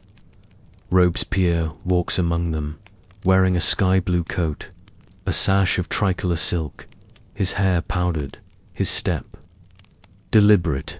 He is the festival's high priest, whether he admits it or not. The crowd watches him carefully. Some cheer, others whisper. They begin in the Tuileries garden, where a man-made mountain has been constructed. Yes, an actual hill of wood and stone, covered in sod and flowers, with winding stairs leading to a platform at the top. On that platform stands a giant sculpture, the statue of atheism, crudely built and painted. Robespierre ascends the mountain. He speaks to the crowd of the Supreme Being, of virtue, of the need for unity and morality in the Republic. His voice is clear, his gestures studied. Then, with a wave of his hand, the statue of atheism is set on fire as it burns. A second statue hidden inside is revealed, a gleaming figure representing wisdom. The message is clear from the ashes. Of unbelief rises enlightened truth. It is both pageant and parable. Afterward, the procession marches toward the Champ de Mars, a vast open field where additional ceremonies are held. There are speeches, oaths, and songs. Delegates from across the Republic swear loyalty to the revolution and to the Supreme Being. There is no communion, but there is unity, or the appearance of it. The people are moved, some genuinely, others are merely careful. Under Robespierre's gaze, enthusiasm is expected. To frown is to be noticed. To laugh is to be marked. And in revolutionary Paris, to be marked is to be endangered. For all its grandeur, the festival of the Supreme Being does not land quite as Robespierre intended. Some find it beautiful, others find it presumptuous. Too many in the convention, it is unsettling. Robespierre, elevated above the people, dressed in bright colors, speaking like a prophet. He who once warned against cults of personality now appears to be building one. Critics begin to murmur. Jokes are whispered in salons. If he is the high priest, must we all tithe? Behind the scenes, enemies sharpen their arguments. The festival has made Robespierre look powerful, but it has also made him vulnerable, and yet, for all its controversy, the cult of the Supreme Being marks something remarkable in European history. It is one of the few times a government attempts to invent a religion from scratch, not merely reform or reinterpret, but fabricate a civic faith rooted in abstract values, sustained by state ritual. It doesn't last. Within months, Robespierre falls. He is arrested, tried, executed. The supreme being never clearly defined fades into silence. The churches reopen slowly. Crosses reappear. France moves on, but for a moment there was this strange, fragile thing, a republic that tried to worship, not a man, not a god, but a principle, and to do it with festivals, with togas, with papier, MCH mountains and symbolic fires. Long after, Parisians will remember the festival with a kind of bemused fondness. They will recall the children's songs, the flowers, the uncomfortable silence during the speeches.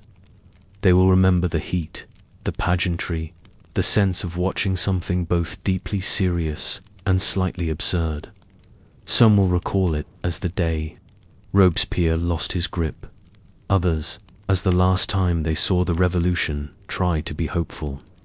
Today, there is no temple of the supreme being in Paris, no statues, no lasting hymns, but echoes remain in the way governments speak of unity, in how nations try to inspire faith without invoking religion.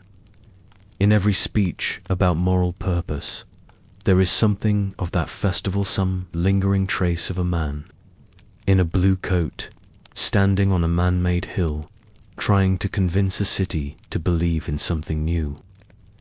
It is the year 1793, and the city of Paris, once fragrant with perfumes and powdered wigs, is now thick with the smoke of burning declarations and the distant echo of drums. In the alleys, the people move carefully. Some whisper, some disappear. A revolution that promised liberty now delivers suspicion. No one is truly safe. And so, the prisons, those grey hulks tucked behind high walls and iron gates, fill slowly. Then suddenly, with the very citizens the revolution once claimed to defend, you don't recall the exact moment it began for you.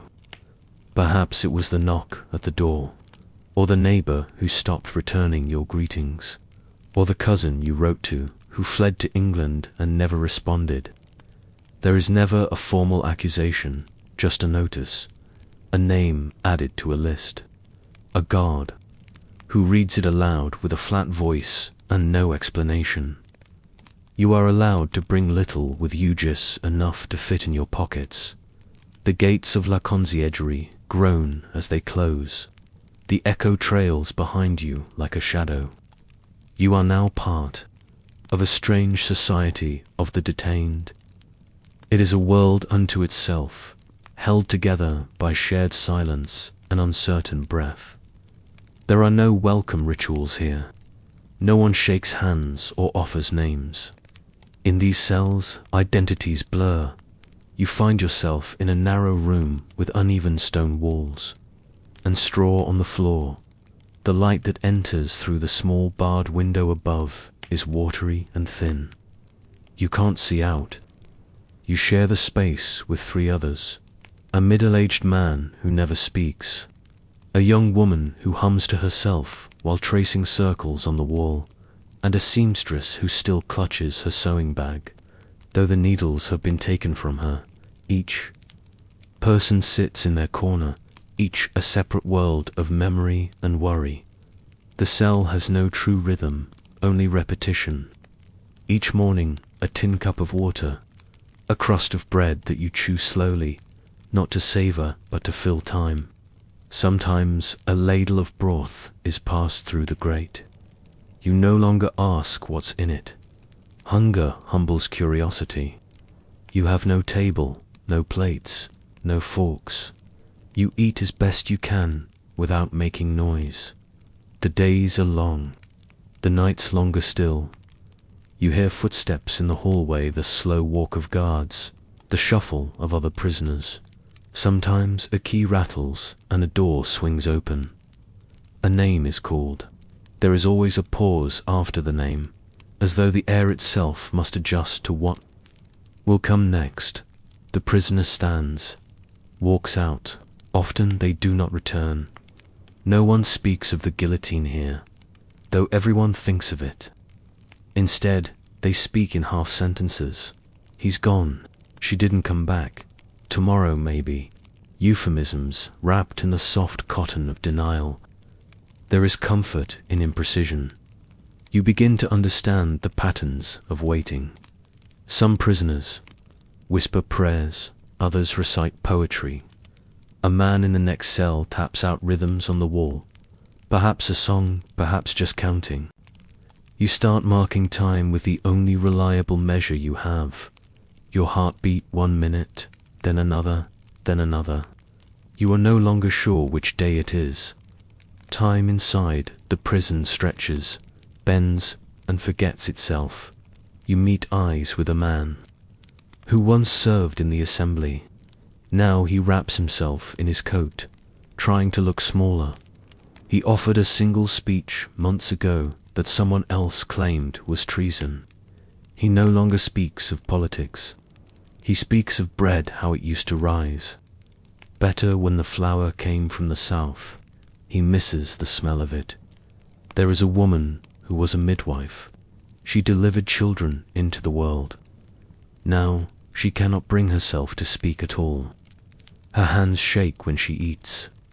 She keeps a piece of cloth in her lap and folds it into shapes, swans, stars, flowers. Then she unfolds it and starts again. Her entire world now is that square of fabric. At night, the moaning begins. Not of pain exactly, but of helplessness. It rises like fog. Someone weeps. Someone else prays softly in Latin. You stare at the stone wall inches from your face. You breathe. You wait for sleep. It does not come. One morning, a letter arrives. A rare thing. You are surprised they let it through. The writing is shaky, your sister's. She says the baker has gone out of business, that your niece has learned how to count, that your name was mentioned in a pamphlet, though not directly.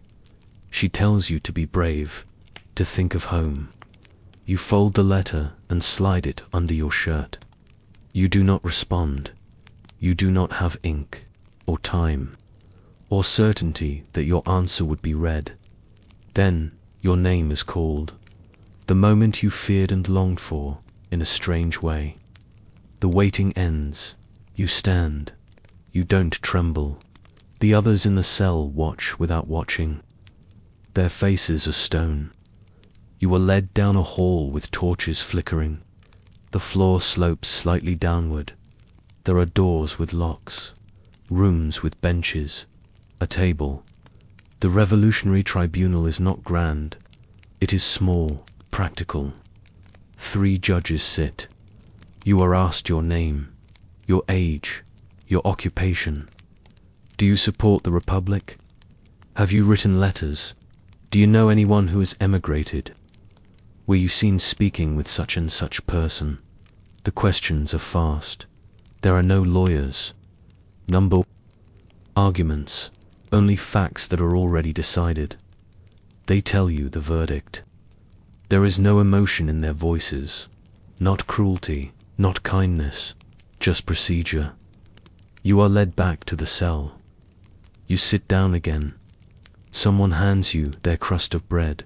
You do not eat it. You hold it like a stone.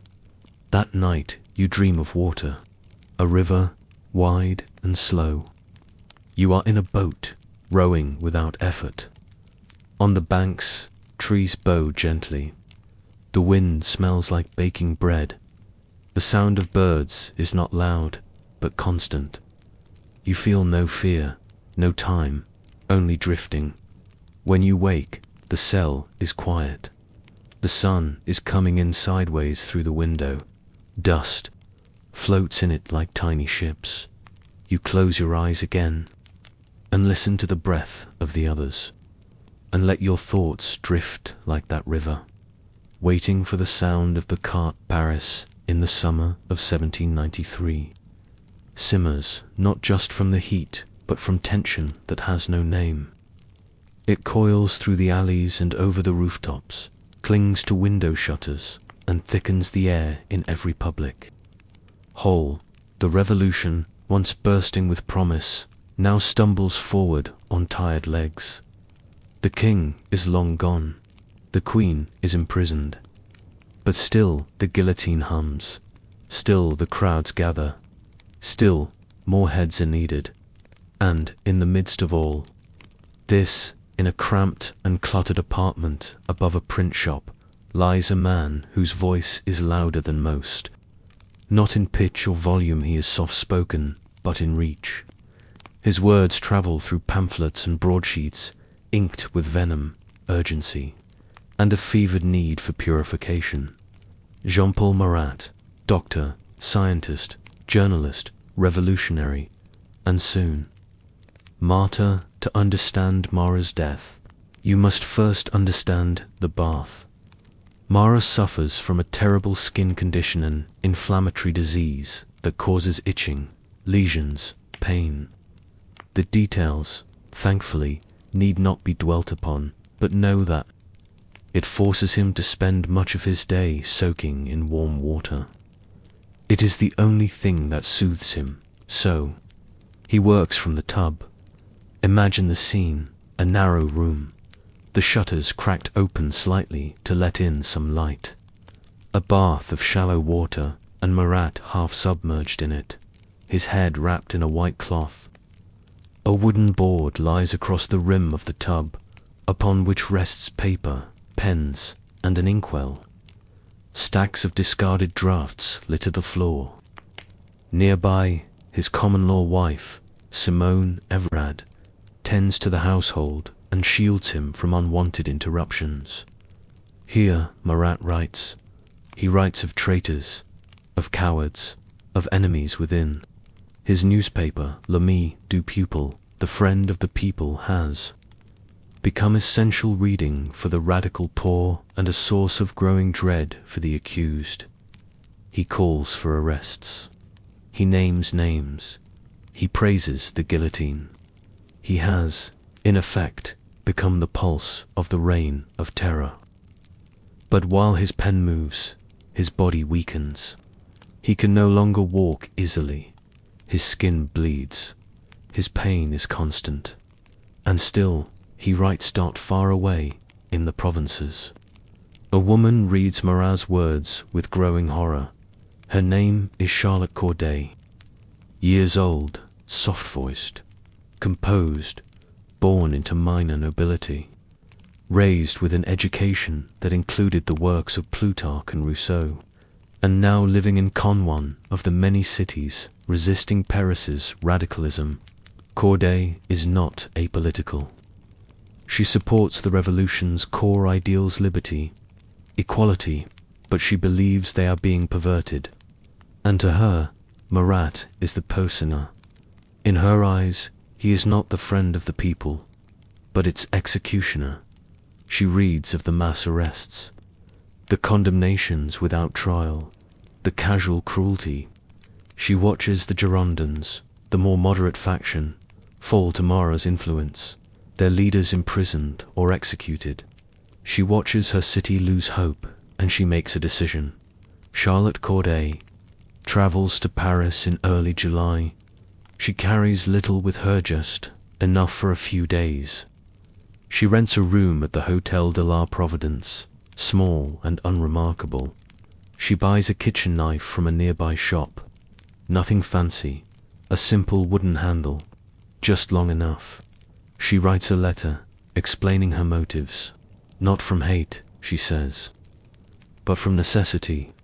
She believes that by killing Marat, she will save France, that his death will slow the bloodshed, that one life sacrificed might stop the cascade of thousands. She dresses in plain clothes, neat, modest. She rehearses what she will say. Then she waits. On July 13th, Corday walks to Marat's apartment. She requests to see him, claiming she has a list of traitors to share. Everard turns her away, twice, But Charlotte returns, more insistent each time. Finally, perhaps weary of refusal, Marat agrees. The door opens, Corday enters the dim, humid room. She sees him half naked in the tub, hunched slightly, his skin red and blistered. He greets her without standing. He gestures for her to speak. They talk. She gives him names. He nods, says they will be dealt with. He writes as he listens, the pen scratching over damp paper. Then, as he thanks her, as he lowers the list to his side, Charlotte pulls the knife from her dress.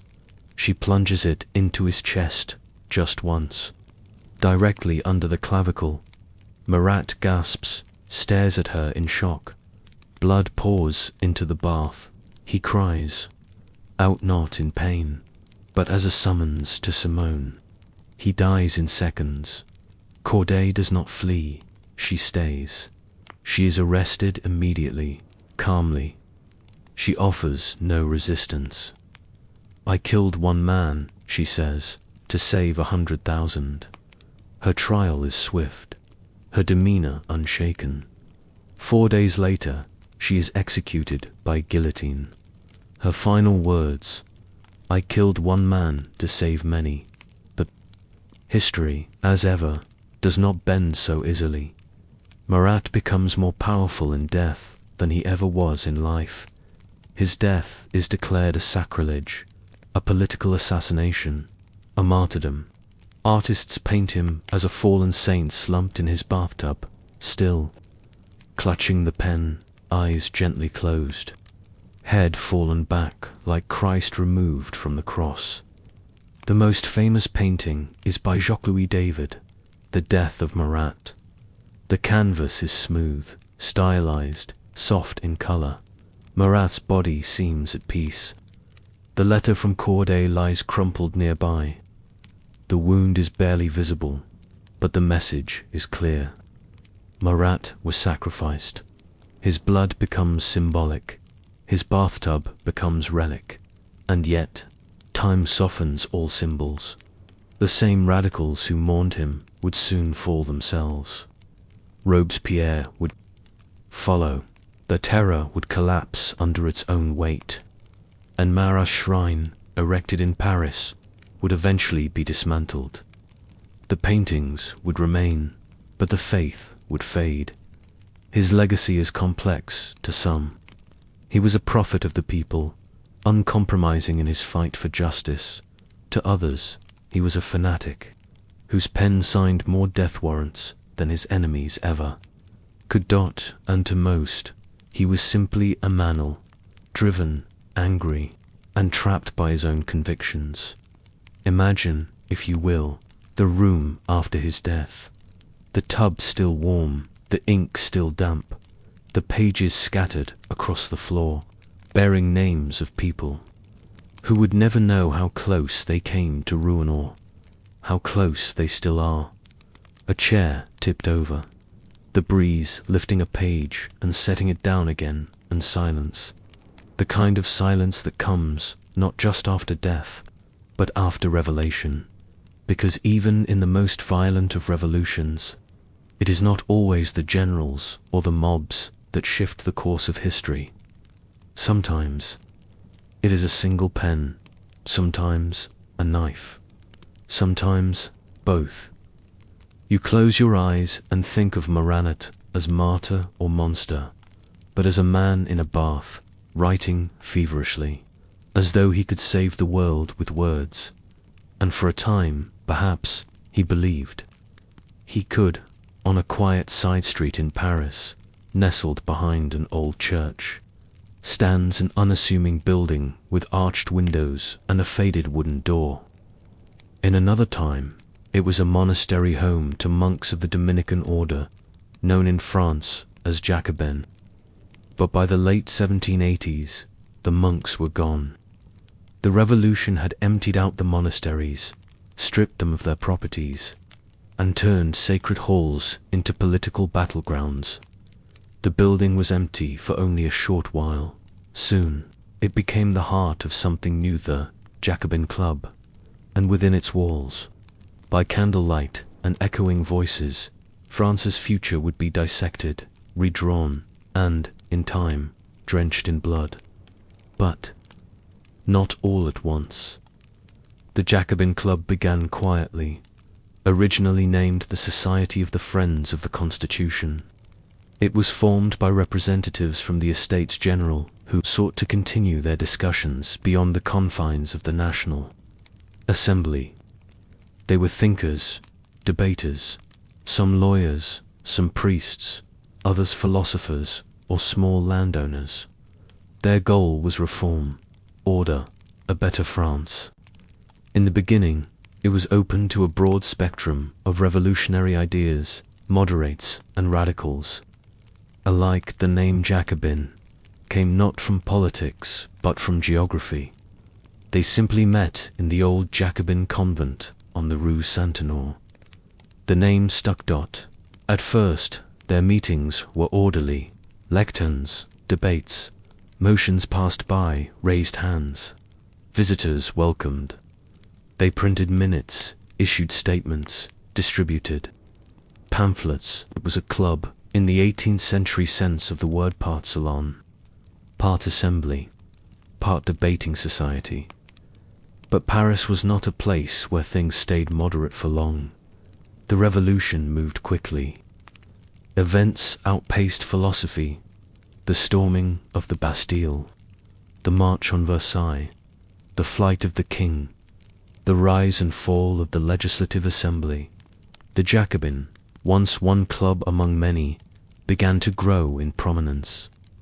Their members became more determined, more unified, more radical. Soon, the Jacobin Club splintered from its moderate counterparts. The Girondins, more cautious, less fond of bloodshed, found themselves unwelcome, and the Jacobin leaning into the tide of rage, fear, and righteousness rose. Their ranks swelled, not just with politicians, but with citizens. By 1793, there were over 5,000 Jacobin-affiliated clubs throughout France. In Paris alone, the original club hosted hundreds of men at a time, squeezed into the former monastery, their voices rising in layered argument. And those who attended came not just to listen. It is the year 1793, and the city of Paris, once fragrant with perfumes and powdered wigs, is now thick with the smoke of burning declarations and the distant echo of drums. In the alleys, the people move carefully. Some whisper, some disappear. A revolution that promised liberty now delivers suspicion. No one is truly safe. And so, the prisons, those grey hulks tucked behind high walls and iron gates, fill slowly. Then suddenly, with the very citizens the revolution once claimed to defend, you don't recall the exact moment it began for you.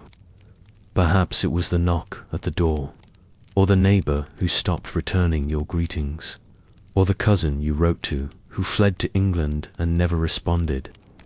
There is never a formal accusation, just a notice, a name added to a list, a guard who reads it aloud with a flat voice and no explanation. You are allowed to bring little with you, just enough to fit in your pockets. The gates of La Conciergerie groan as they close. The echo trails behind you like a shadow. You are now part of a strange society of the detained. It is a world unto itself, held together by shared silence and uncertain breath. There are no welcome rituals here. No one shakes hands or offers names. In these cells, identities blur. You find yourself in a narrow room with uneven stone walls and straw on the floor. The light that enters through the small barred window above is watery and thin. You can't see out. You share the space with 3 others, a middle-aged man who never speaks, a young woman who hums to herself while tracing circles on the wall, and a seamstress who still clutches her sewing bag, though the needles have been taken from her, each Person sits in their corner, each a separate world of memory and worry. The cell has no true rhythm, only repetition. Each morning, a tin cup of water, a crust of bread that you chew slowly, not to savor but to fill time.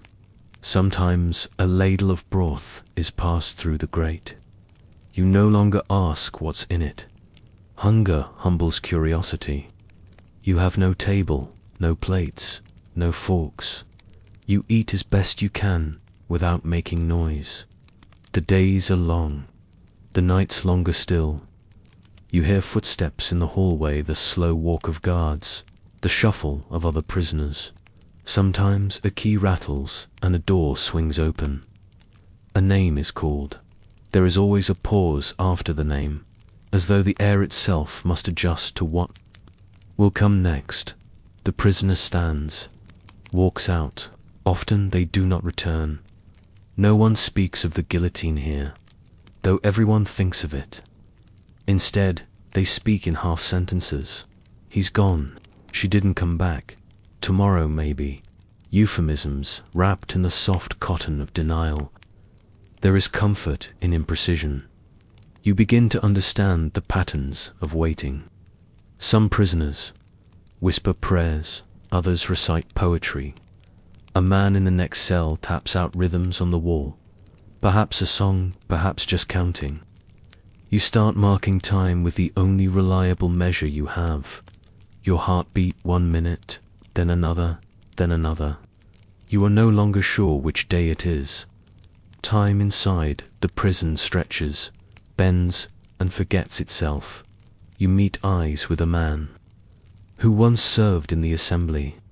Now he wraps himself in his coat, trying to look smaller. He offered a single speech months ago that someone else claimed was treason. He no longer speaks of politics. He speaks of bread, how it used to rise. Better when the flour came from the south. He misses the smell of it. There is a woman who was a midwife. She delivered children into the world. Now she cannot bring herself to speak at all. Her hands shake when she eats. She keeps a piece of cloth in her lap and folds it into shapes, swans, stars, flowers. Then she unfolds it and starts again. Her entire world now is that square of fabric. At night, the moaning begins. Not of pain exactly, but of helplessness. It rises like fog. Someone weeps. Someone else prays softly in Latin. You stare at the stone wall inches from your face. You breathe. You wait for sleep. It does not come. One morning, a letter arrives. A rare thing. You are surprised they let it through. The writing is shaky, your sister's. She says the baker has gone out of business, that your niece has learned how to count, that your name was mentioned in a pamphlet, though not directly. She tells you to be brave, to think of home. You fold the letter and slide it under your shirt. You do not respond. You do not have ink, or time, or certainty that your answer would be read. Then your name is called, the moment you feared and longed for, in a strange way. The waiting ends. You stand. You don't tremble. The others in the cell watch without watching. Their faces are stone. You are led down a hall with torches flickering. The floor slopes slightly downward. There are doors with locks, rooms with benches, a table. The revolutionary tribunal is not grand. It is small, practical. 3 judges sit. You are asked your name, your age, your occupation. Do you support the Republic? Have you written letters? Do you know anyone who has emigrated? Were you seen speaking with such and such person? The questions are fast. There are no lawyers. Number arguments. Only facts that are already decided. They tell you the verdict. There is no emotion in their voices, not cruelty, not kindness, just procedure. You are led back to the cell. You sit down again. Someone hands you their crust of bread. You do not eat it. You hold it like a stone. That night you dream of water, a river, wide and slow. You are in a boat, rowing without effort. On the banks, trees bow gently. The wind smells like baking bread. The sound of birds is not loud, but constant. You feel no fear, no time, only drifting. When you wake, the cell is quiet. The sun is coming in sideways through the window. Dust floats in it like tiny ships. You close your eyes again and listen to the breath of the others, and let your thoughts drift like that river, waiting for the sound of the cart. Paris in the summer of 1793 simmers not just from the heat, but from tension that has no name. It coils through the alleys and over the rooftops, clings to window shutters, and thickens the air in every public hall. The revolution, once bursting with promise, now stumbles forward on tired legs. The king is long gone. The queen is imprisoned. But still the guillotine hums. Still the crowds gather. Still more heads are needed. And in the midst of all this, in a cramped and cluttered apartment above a print shop, lies a man whose voice is louder than most. Not in pitch or volume he is soft-spoken, but in reach. His words travel through pamphlets and broadsheets, inked with venom, urgency, and a fevered need for purification. Jean-Paul Marat, doctor, scientist, journalist, revolutionary, and soon martyr. To understand Marat's death, you must first understand the bath. Marat suffers from a terrible skin condition, an inflammatory disease that causes itching, lesions, pain. The details, thankfully, need not be dwelt upon, but know that it forces him to spend much of his day soaking in warm water. It is the only thing that soothes him, so he works from the tub. Imagine the scene, a narrow room, the shutters cracked open slightly to let in some light. A bath of shallow water, and Marat half submerged in it, his head wrapped in a white cloth. A wooden board lies across the rim of the tub, upon which rests paper, pens, and an inkwell. Stacks of discarded drafts litter the floor. Nearby, his common-law wife, Simone Everard, tends to the household and shields him from unwanted interruptions. Here Marat writes. He writes of traitors, of cowards, of enemies within. His newspaper, L'Ami du Peuple, the friend of the people, has become essential reading for the radical poor and a source of growing dread for the accused. He calls for arrests. He names names. He praises the guillotine. He has, in effect, become the pulse of the reign of terror. They came to decide who would live and who would die. Imagine the interior of the club. Stone walls once meant for contemplation now echo with debate. Long wooden benches line the chamber, crowded shoulder to shoulder. A dais stands at the far end with a modest chair for the presiding officer. Candles sputter in wall sconces, throwing flickering shadows on faces sharp with conviction. Here sits Maximilien Robespierre, never flamboyant, always focused, his eyes sharp, his voice soft, but steady.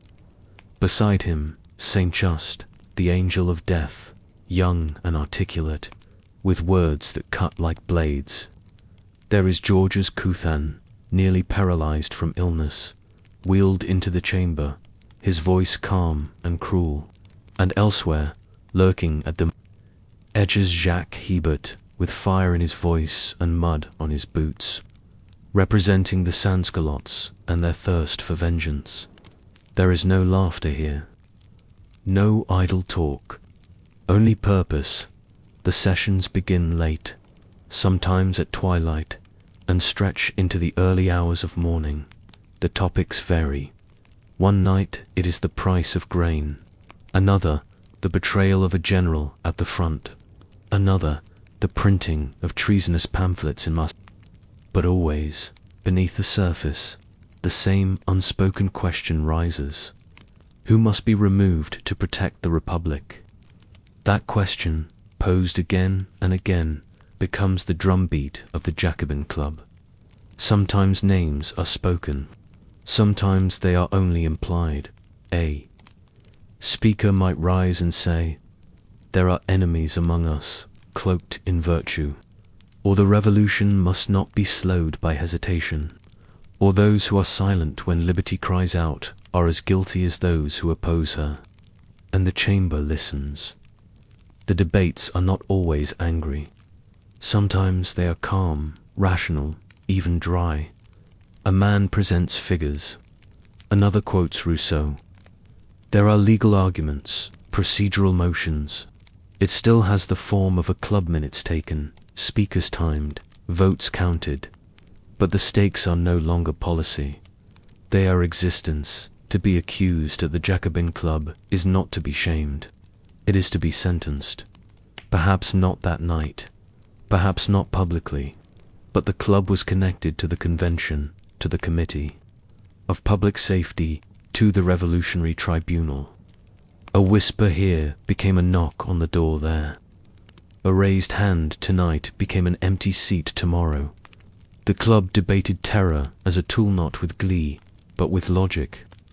They spoke of justice, of security, of defending the people.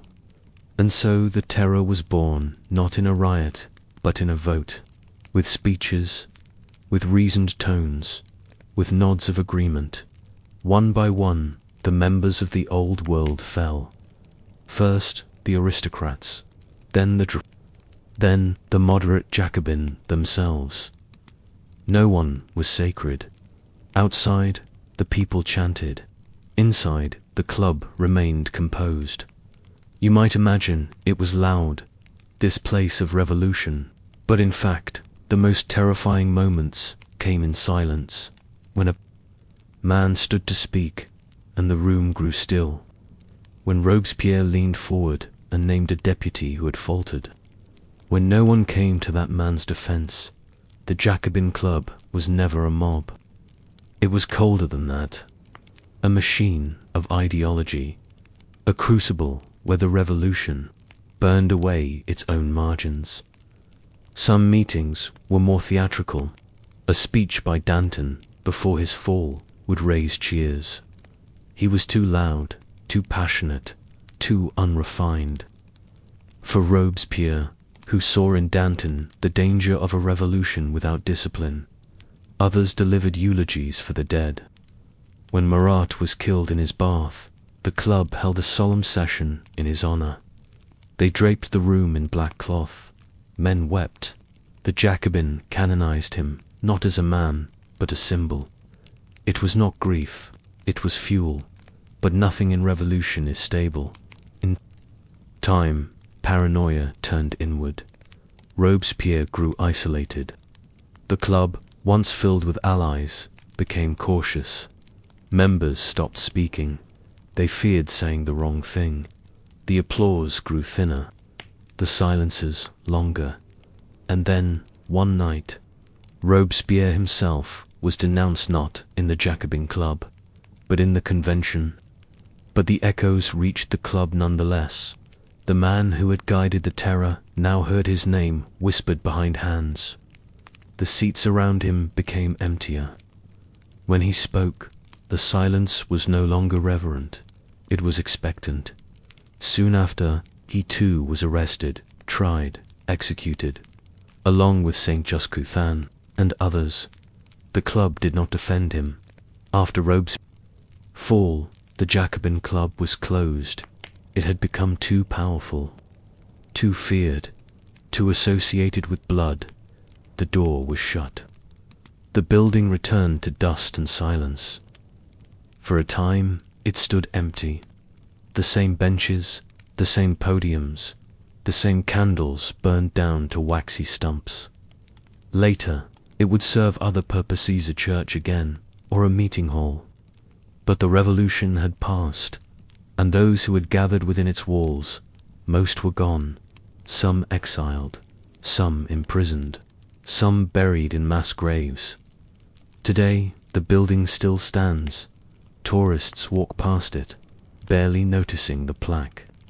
The stones are weathered, the windows replaced. The voices that once shook France now sleep beneath the ground. But if you close your eyes and listen very carefully, you might still hear the faint echo of chairs scraping, the sound of paper shuffling, the slow intake of breath before a man speaks a name that will not survive the week. It was a club, it was a court, it was a place where ideals were sharpened into blades, and where silence could mean survival. The French tricolour blue, white, and red is so familiar now that it's easy to forget it once meant danger, that a scrap of ribbon could condemn a man, that a cockade pinned too loosely, too tightly, too brightly, or not at all, might summon suspicion like a whisper at your back. In revolutionary Paris, the tricolour wasn't just a symbol, it was a kind of uniform, a password, a veil, and sometimes a noose. You've seen it in paintings, waving nobly above cheering crowds, stitched onto soldiers' jackets, or clutched in triumphant hands. But in 1793, it was much more than an emblem of pride. It was a test, a mirror, a burden. Let's follow it back not to the battlefield, but to the fabric stalls, the hatpins, and the quiet choices made in alleys and kitchens across the city. The colours didn't arrive all at once. In the earliest days of the Revolution, when Louis XVI still sat uneasily on his throne and the National Assembly was debating whether France was a monarchy at all, no single flag or symbol unified the crowd. Some carried green banners briefly, a popular colour representing hope. Others adopted plain white, the traditional colour of the Bourbon kings. The blue and red of Paris, drawn from the city's coat of arms, began appearing on armbands and scarves. White remained the colour of royalty. Then came July 1789. The Bastille fell. Blood spilled, and suddenly symbols mattered. The newly formed National Guard tasked with maintaining order amid growing unrest needed a uniform emblem, something to identify themselves to the people. Lafayette, their commander, proposed a badge combining the red and blue of Paris with the white of the monarchy, symbolic compromise. Unity between the crown and the people, harmony, balance. Thus, the tricolour cockade was born. 3 colours, twisted into a circular rosette and pinned to hats and lapels. At first, it was optional, encouraged, but not required. A gesture of patriotic feeling, but like so much in revolution, what was once voluntary became mandatory. The cockade became law. By 1792, it was required by decree for all citizens to wear the tricolour. Men wore it on their hats, women pinned it to their dresses, children tied it around their necks. To be seen without it, especially in public, was to invite questions, and questions, in this climate, were dangerous. Do you not support the Republic? Why? Are you not wearing your colours? Have you something to hide? Even the style of your cockade could betray you. Too small, and you might be mocked for lukewarm patriotism. Too large, and you could be accused of theatricality, of drawing attention. Too carefully arranged, and perhaps you were suspected of former nobility trying too hard. Too dishevelled, and perhaps you mocked the Republic's seriousness. It was a paradox, a symbol of liberty that became a compulsion. You can picture it now. An early morning in a cramped Parisian home. Tailor cuts strips of dyed cloth while his daughter sews the colours into rosettes. The blue is slightly off, more indigo than sky. The red bleeds at the edges. The white is cream-colored, taken from the lining of an old coat. They aren't perfect, but they'll do. The tailor pins one to his own cap, then gently hands another to his wife. They will wear them on the street today, to shop, to walk, to be seen. It's not about pride, it's about survival. The colors themselves carried layered meaning. Blue represented Paris, the city that had lit the match of revolution. Blue was the color of workmen's shirts, of night patrols, of the river Seine under a cloudy sky. Red, too, was for Paris, but it was also the color of blood, of alarm, of sacrifice. The red cap of liberty, the bonnet rouge, became a symbol. In its own right, red stood for courage, the willingness to die for one's beliefs. White, traditionally associated with the monarchy, took on a more complicated role. In the tricolor, it was meant to represent the nation itself, or unity, or the blending of old and new. To others, it was a reminder of compromise, a warning that the monarchy still lingered, still had allies. Together, the three colors didn't simply proclaim liberty, they mapped a struggle. Of course, not everyone wore them willingly. In the countryside, far from the city's pulse, peasants often saw the tricolor as a foreign imposition. They wore it when they had two when guards arrived, or tacksmen, or delegates from Paris, but removed it when alone. In more conservative villages, the cockade was associated with upheaval, not freedom, with rising bread prices, not equality, with the death of priests and the confiscation of churches. Even in Paris, some citizens wore it out of fear, not belief. Children were taught to salute those bearing the tricolor. School teachers wore sashes in tricolor bands. Street festivals were awash in red, white, and blue bunting. But sincerity was not guaranteed. You might wear the cockade during the day, then remove it in private, tuck it into a drawer, and breathe easier, just for a while, and yet others embraced it with passion. For the sans working-class radicals of Paris, the tricolor was a banner of ownership, a badge of their revolution. They took pride in it. Their cockades were wide, their sashes long. They demanded others wear it. At political meetings, they distributed extras, pressing them into reluctant hands. You did not refuse, not if you valued your reputation or your neck. There were stories whispered of men pulled from taverns and interrogated for wearing faded.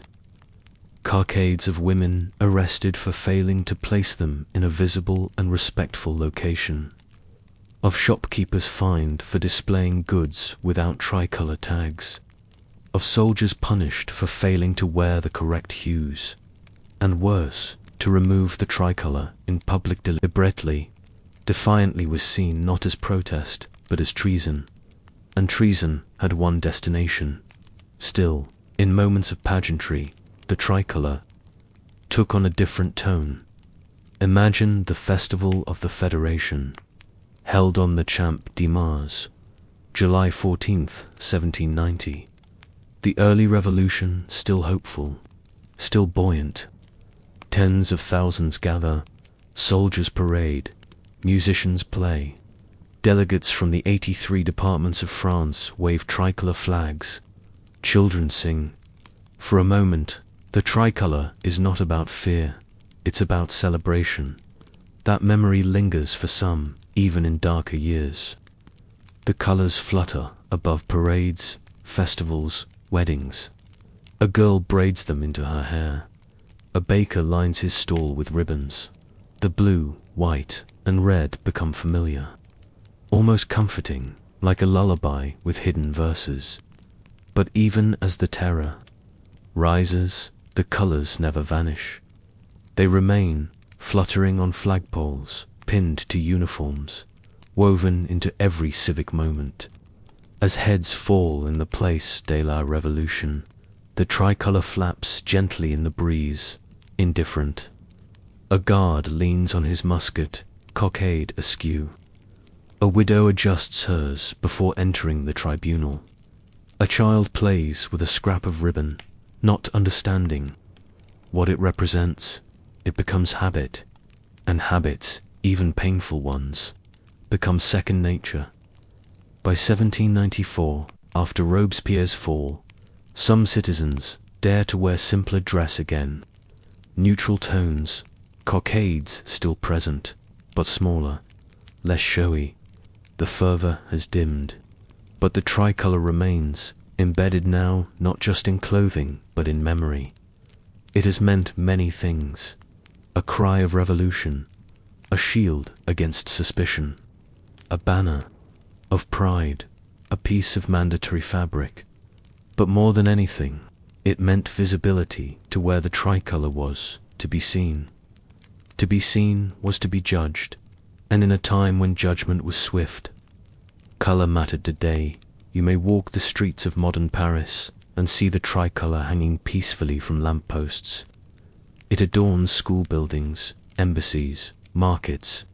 It waves on Bastille Day, cheered by crowds who no longer fear what it means. But back then, in the churn of revolution, it meant more than celebration. It meant alignment. It meant compliance. It meant survival. And for many, it meant hope, too. That through the noise and the fear, a new France might yet emerge, stitched together from threads of three colours. Held aloft not by power, but by the people who wore it every day, whether they wanted to or not. It begins in silence, not the silence of reverence, or even fear, but a heavy, muffled kind, the kind found behind thick walls, in a place where the street noise cannot reach. No dogs barking, no carts rattling, just footsteps on old stone floors, the sound of papers being shuffled, the gentle squeak of a wooden bench as someone shifts their weight. You are deep inside the Palais de Justice, the grand palace of the old monarchy, repurposed by the revolution into something leaner, harder, more efficient. The revolutionary tribunal has convened. You sit at the back of the chamber, unnoticed among others, prisoners perhaps, or witnesses waiting their turn. Around you are faces, old and young, powdered and bare, hardened by prison or just days of sleepless anticipation. Their expressions are unreadable, and they don't speak. The only voice, for now, comes from the front of the room, calm, level, dispassionate.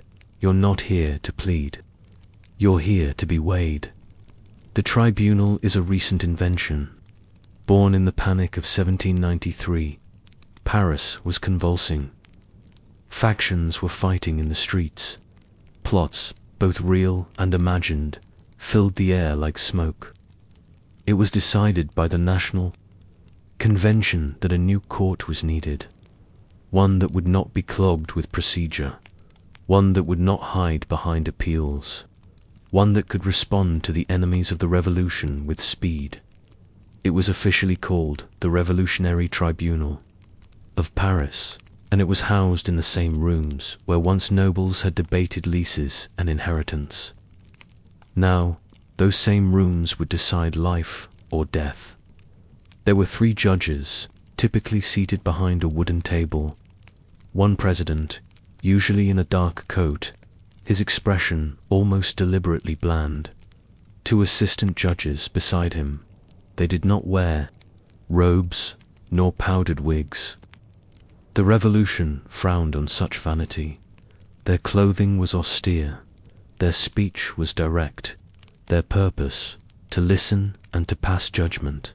There was no jury of one's peers. Instead, a jury of 12 men, hand-picked by the authorities, approved by the convention. Men of patriotism and resolve, though not always of legal training. They sat in a line, mostly silent, often with folded arms, watching the accused like birds on a wire. Now the door opens, and the next prisoner enters. You don't know his name. Perhaps a former London, perhaps a shopkeeper accused of hoarding, perhaps a noblewoman caught writing letters to her brother in exile. It hardly matters.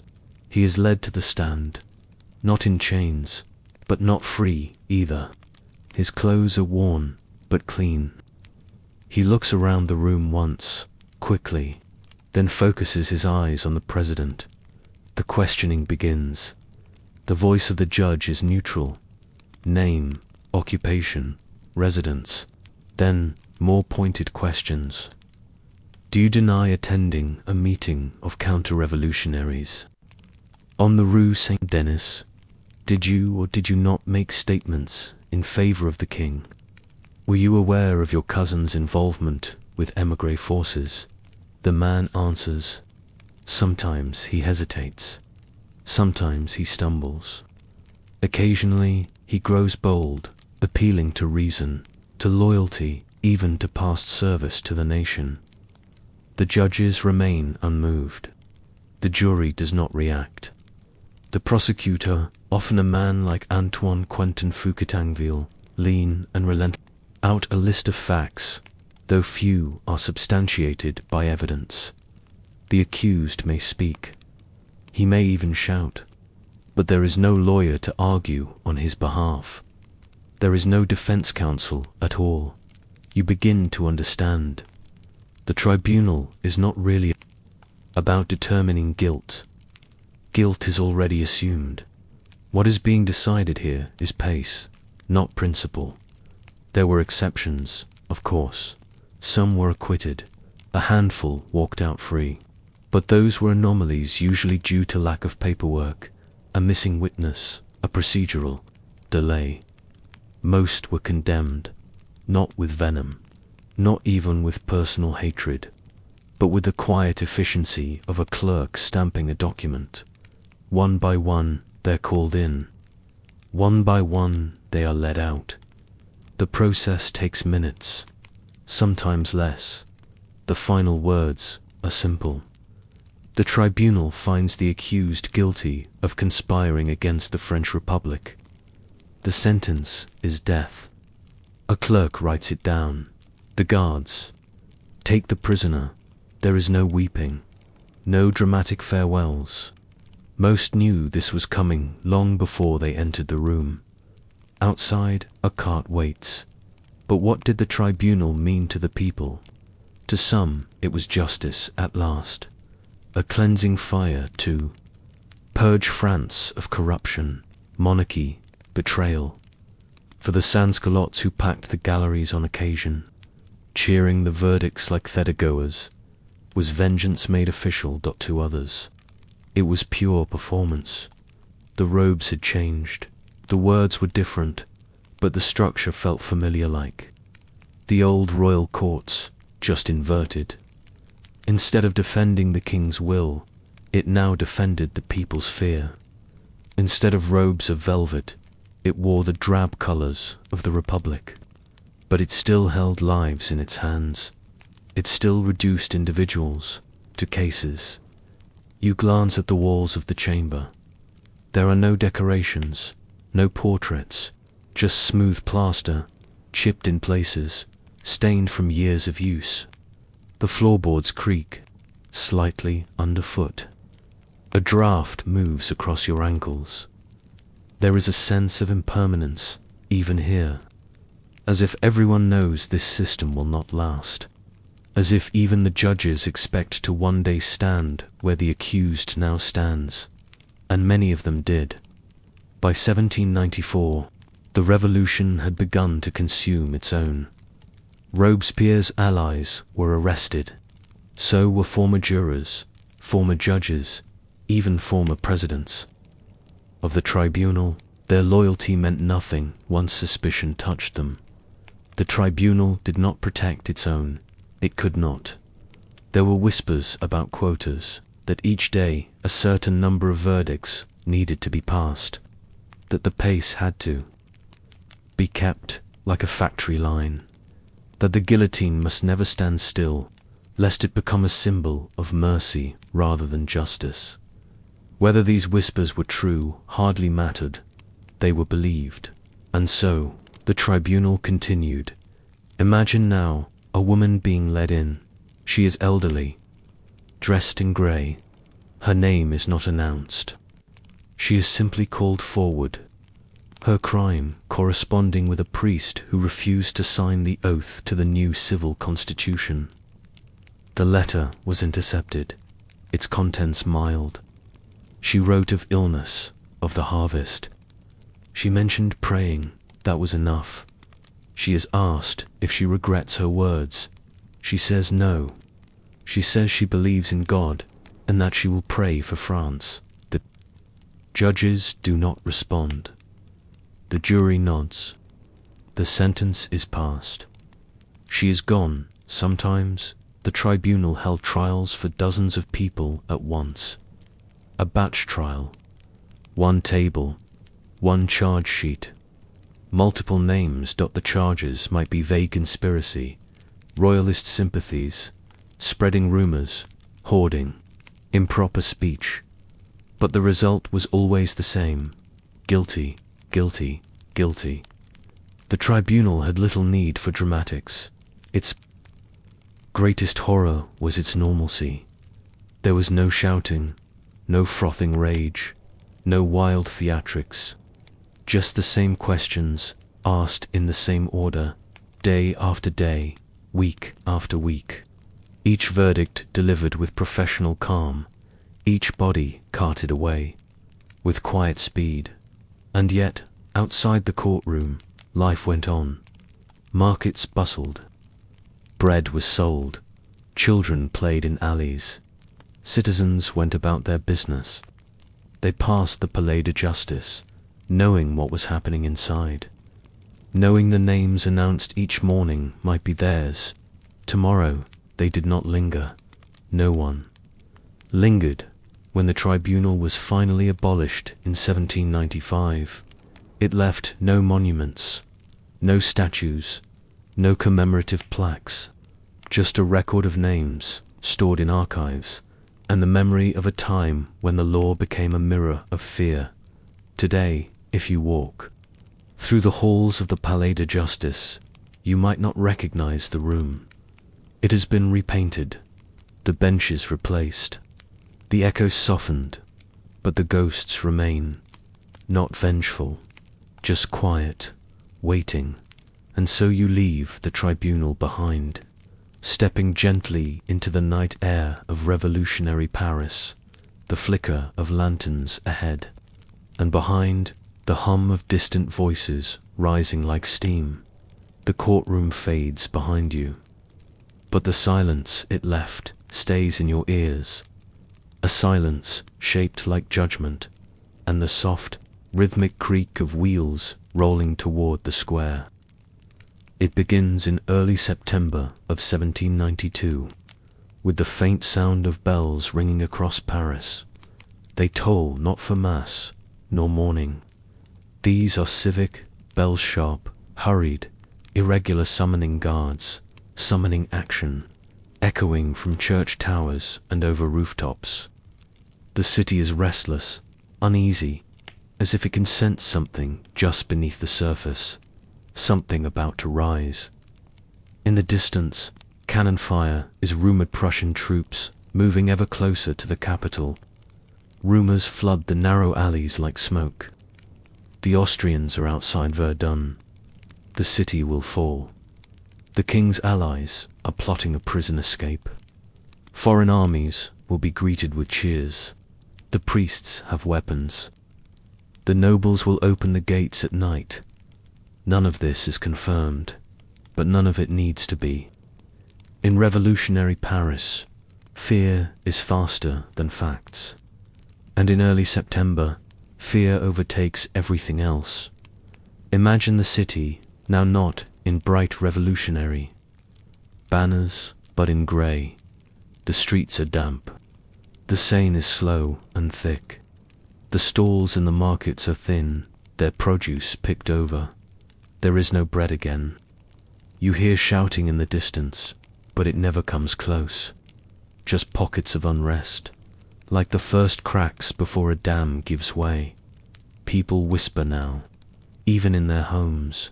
They speak of the prisons, the conciergerie, La Force, the Abbey, Bicêtre.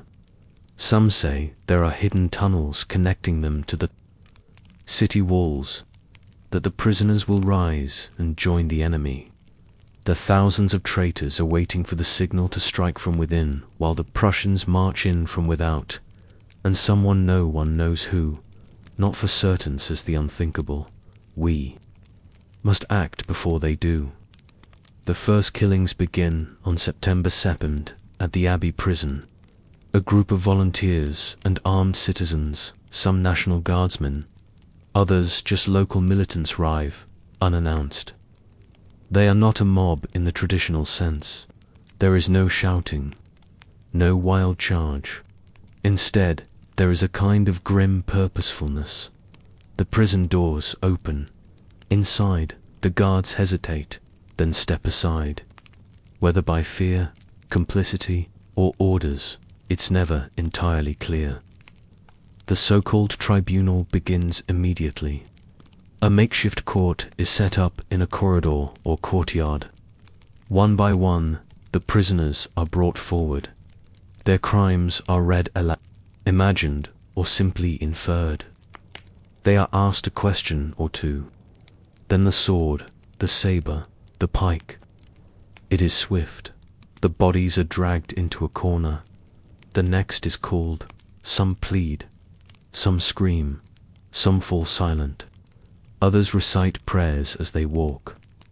A few, confused or senile, don't understand what's happening until it's already over. There is little rhythm to it. The sun rises and falls with no change in pace. In 5 days, over 1,000 people will die this way. Some had ties to the monarchy. Some were aristocrats. Some were priests. Some had simply been arrested for not showing proper revolutionary zeal. Some were children accused by association. It is not just at the Abbaye. The killings spread like a dark tide across the city's prisons. At La Force, the noble women are separated from the men. Among them is the Princesse de Lamballe, close friend of Marie Antoinette. She is given a sort of trialesque to renounce the monarchy, to embrace the republic. She refuses. She is killed. Her body is dismembered. Her head is paraded through the streets on a pike. It is one of the few moments when the public violence spills beyond the prison walls. Most of the blood remains contained, quiet, efficient, and yet the city goes on. Bakers still rise early, too, make their bread. The Seine still carries small barges of hay and fish and wine. Children still run between the markets. For many in Paris, the killings are distant, abstract, something they hear about, not witness. The tribunal's work just moved outside, but others know. The neighbors of the prisons smell the blood. It soaks into straw. It runs through the drains. It blackens the shoes of those who step too close. The stench lingers long after the bodies are cleared. Not all Parisians are supportive of the massacres. Some weep in silence. Some offer bribes to save a prisoner. Some hide clergy in their homes. Others write letters to the convention, begging for intervention. But the government is divided. Danton, the Minister of Justice, famously says, "Let us be terrible, so that the people may be spared." Robespierre does not condemn the killings. Marat praises them. The Jacobin remains silent. To do otherwise might look like sympathy for traitors. So, the executions continue. By September 6th, the frenzy begins to subside. There are fewer prisoners left. The prisons begin to close their gates again. The killing slows, not from mercy, but from exhaustion. Some of the killers return to their homes. Others remain on patrol, pacing in twos and threes through the streets. Their hands are stained. Their voices are hoarse. They do not speak much about what they've done, but they are proud. Some believe they have saved the Republic after the massacres. Paris changes. Trust becomes rarer. People speak more cautiously. The joy of revolution becomes quieter. The tribunals become more formal again. The guillotine continues its work, but now within courtrooms, under verdicts. The violence is bureaucratized. Yet the memory of September does not vanish. It becomes a shadow, a quiet shame, a terrifying justification. For some, it is a necessary purge proof that the people are capable of protecting themselves. For others, it is a line that should never have been crossed, but few speak of it directly. Even years later, even after the fall of Robespierre, even into the 19th century, it remains a subject of discomfort. Not a story told in school books or commemorated in statues. No square is named after it. No street bears its name. Just 5 days.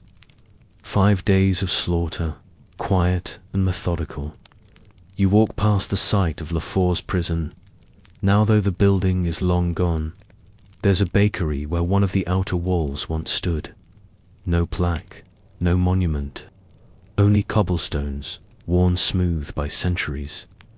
But if you pause and close your eyes, you might still hear it. The heavy doors creaking open, a name being read aloud, a sword sliding free, then silence again, and the next, in the end.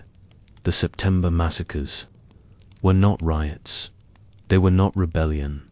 They were not justice, though they wore its clothes.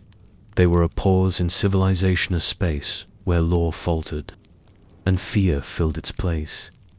And the city, already reshaped by revolution, took on a new shape still, one lined not only by new governments and new constitutions, but by memories of what people had done when they believed the state had left them behind. The revolution would continue.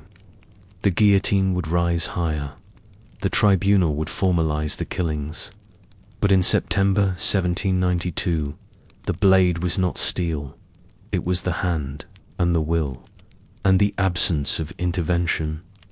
It was Paris, looking at itself and not blinking. If Paris was the furnace of the French Revolution, the countryside was the slow-burning hearth smouldering, uncertain, and sometimes left in the shadows of change. The revolution that stormed the Bastille and filled the tribunal chambers felt, to many in rural France, like a distant wind. It could be heard from afar, ruffling the fields, unsettling the rhythms of village life. But it did not always arrive with clarity. It came instead in fragments. Official decrees, second-hand rumors, unfamiliar faces at the edge of town. And yet, by 1793, no corner of France was untouched. Even the most remote hamlet began to feel the tremors, less in the noise of slogans and more in the quiet reordering of life. Imagine a village tucked among low hills in Burgundy or the Limousin stone. Cottages with thatched roofs clustered around a square. A single church steeple, weather-worn, chickens wander freely. A tired donkey pulls a cart of hay. There is a communal well, a small inn, and perhaps a schoolroom if the village is fortunate. The days are long. Labor is constant, and the rhythms are ancient. The plough, the harvest, the mass bell. People know the land, know each other, and rarely go farther than the nearest market town. Then the revolution arrives not with banners, but with letters. The first signs are administrative. A courier on horseback brings word from Paris. The feudal dues are abolished. No more paying rent in grain to the local lord. No more forced labor. No more tithes to the clergy. To many villagers, this sounds like liberation, but the reaction is mixed. Some celebrate, others worry. What will replace the old obligations? Who will enforce the new rules? And if the noble's chateau is empty, can the land be claimed? Can the tools be taken? There is no clear answer. The village priest, once the most stable figure in town, suddenly finds himself on uncertain ground in 1790. The civil constitution of the clergy required all priests to swear loyalty to the Republic over the Church. Some did, others refused. Those who took the oath were called juring priests, now officially recognized but often mistrusted. Those who refused became non-jurors, seen as suspicious, sometimes driven underground. In many villages, a split emerges, not among strangers, but within families. A father supports the priest, a son supports the revolution. A brother writes letters to the committee in Paris, while his sister hides a crucifix under the floorboards. Even worship becomes politicized, and still, the fields must be tended, the cows milked, the children fed. There are new faces on the edge of town, delegates from Paris, often young, energetic, wider drive in black coats, bearing official seals and revolutionary fervor.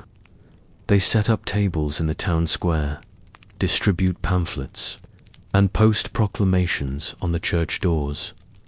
They speak of liberty, equality, fraternity.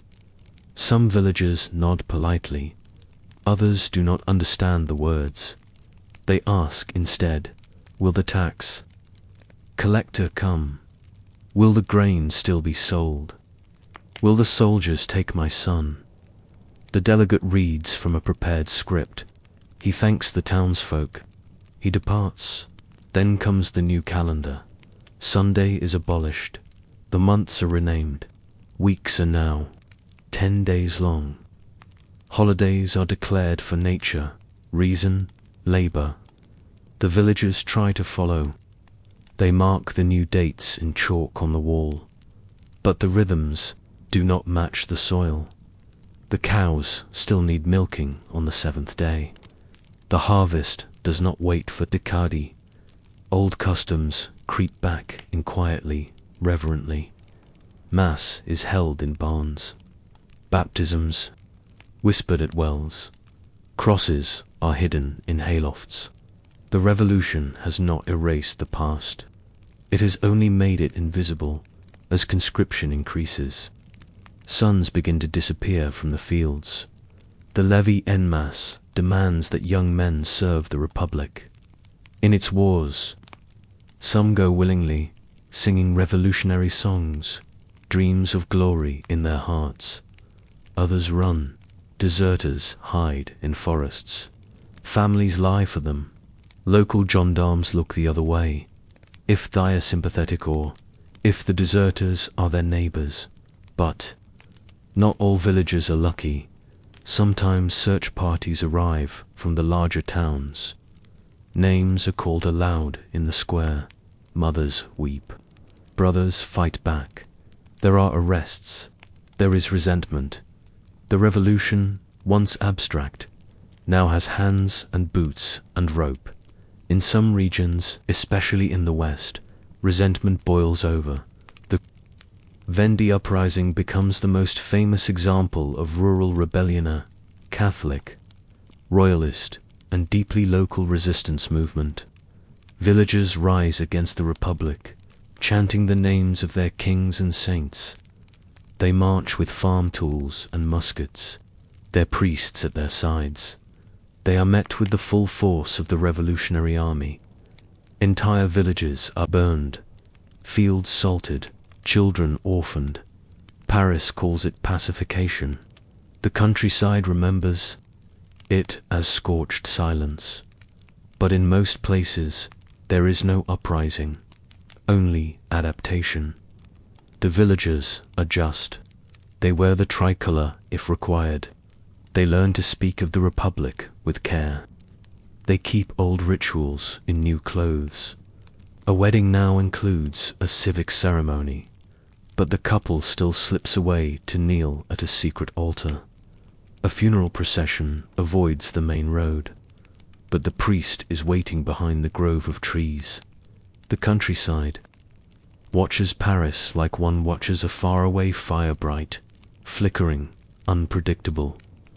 News arrives slowly, often late. They hear that the king has been executed, that the queen followed, that Robespierre fell. Some mourn, others shrugged. The names mean less here. It is the price of wheat that matters, the weather, the survival of children through the winter. The revolution has brought ideals, yes, but also confusion, division, and sometimes emptiness. The old order is gone. The new one is not fully built, and in between there is mud, toil, and cautious silence. And then, gradually, the tremors lessen. By 1795, the tribunals are fewer. The decrees grow less dramatic. The war continues, but further from the village paths. New administrators take over. New borders are drawn. A few nobles return quietly, or their children do. They do not reclaim the chateaux, but they bring seeds, labor, knowledge. Some villagers accept them, others do not. The village priest returns, now under state authority.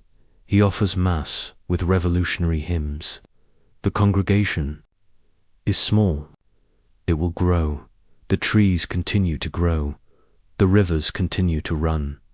Life in the countryside, always slower, returns to its rhythm. But something has changed. The villagers now know that the state can reach them, that their world is not immune to fire from afar, that power can arrive not in armies but in paper, in language, in symbols. They've seen the Republic in action. They've lived through a storm.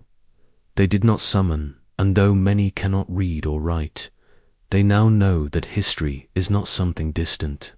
It walks through their fields. It speaks through the mouths of officials and priests. It leaves scars and, sometimes, new tools. The barn rebuilt after the fire, the road repaired by a new labor tax, the schoolhouse painted blue, white and red. The past is not erased. It is simply lived in the dirt under fingernails, in the lace of old rosaries, in the cautious handshake between two men who stood on opposite sides of a question neither fully understood. The French Revolution, as told in books, often ends in Paris with speeches, guillotines, constitutions, but its truest ending may be found here on the edge of a harvested field, as a farmer stands with a scythe, watching the clouds for signs of rain, while a child tugs at his sleeve, asking why Sunday isn't Sunday anymore. He does not answer, he just keeps working, and now, as the echoes of revolutionary Paris begin to fade, we step quietly back from the alleyways, tribunals, and smoky kitchens of a world that never stood still. You've seen the revolution, not just in the pages of manifestos or in the roar of angry crowds, but through the early footsteps of a bread seller, the clenched silence of a servant, the quiet pleading of a prisoner, and the hesitations of a village watching from afar. You've sat in the courtroom where decisions meant death. You've walked beneath tricolor banners that once fluttered like silent tests of loyalty. You've stood beside the Seine, wondering whose names would be whispered tomorrow, and through it all, through the noise, the fear, and the silence, there was always a rhythm. The rhythm of lives lived on the edge of change. It is easy, now, to imagine revolutionary Paris as a place of chaos alone, to focus only on the executions, the mobs, the rhetoric carved into stone. But real life then, as now, was slower, quieter. People still tied their aprons, still swept their stoops, still worried over the price of onions and the stiffness of their boots, even when the guillotine stood in the square. For most, the revolution was not something you led. It was something that happened to you. And yet, people endured. They adapted, they compromised, they whispered, they helped each other, or stayed silent, or chose to disappear. They lived between decrees, between bell tolls, between pageants and purges, and they carried on. You've wandered today through the theatre of terror and the backrooms of power. You've walked past broken palace gates and watched women march for bread with cold rain dripping from their sleeves. You've heard the sound of wood and metal, and imagined what it meant to wear a any symbol on your chest. But now the city begins to sleep. The cobblestones are quiet again. The lamps flicker softly along the Rue Saint-Honore. The baker's oven has cooled. The tribune is silent. And even the Seine, swollen with memory, slips gently past the shadows of bridges worn by time. Somewhere a child stirs in a narrow bed, unaware of laws passed that day. Somewhere else a man clutches a letter and wonders if it will be opened or burned. But for now, the doors are closed. The footsteps slow. The voices fall to murmurs. And the story, at least this one, comes to rest. History, like sleep, often comes in waves. It repeats, it lingers. It carries echoes of places we've never walked and people we've never met. And like the revolution, it can be noisy, but it can also be quiet, told in the hush of stories long buried, in the crackle of worn paper, and in the soft voice that reminds you, this, too, has passed. So let the cobblestones fade. Let the fires die down. Let the banners fall to the floor. You have travelled far tonight across bread lines and barricades, through whispers and marching songs. Now you can rest. You are no longer in revolutionary Paris. You are somewhere softer, somewhere safer, somewhere still. Good night.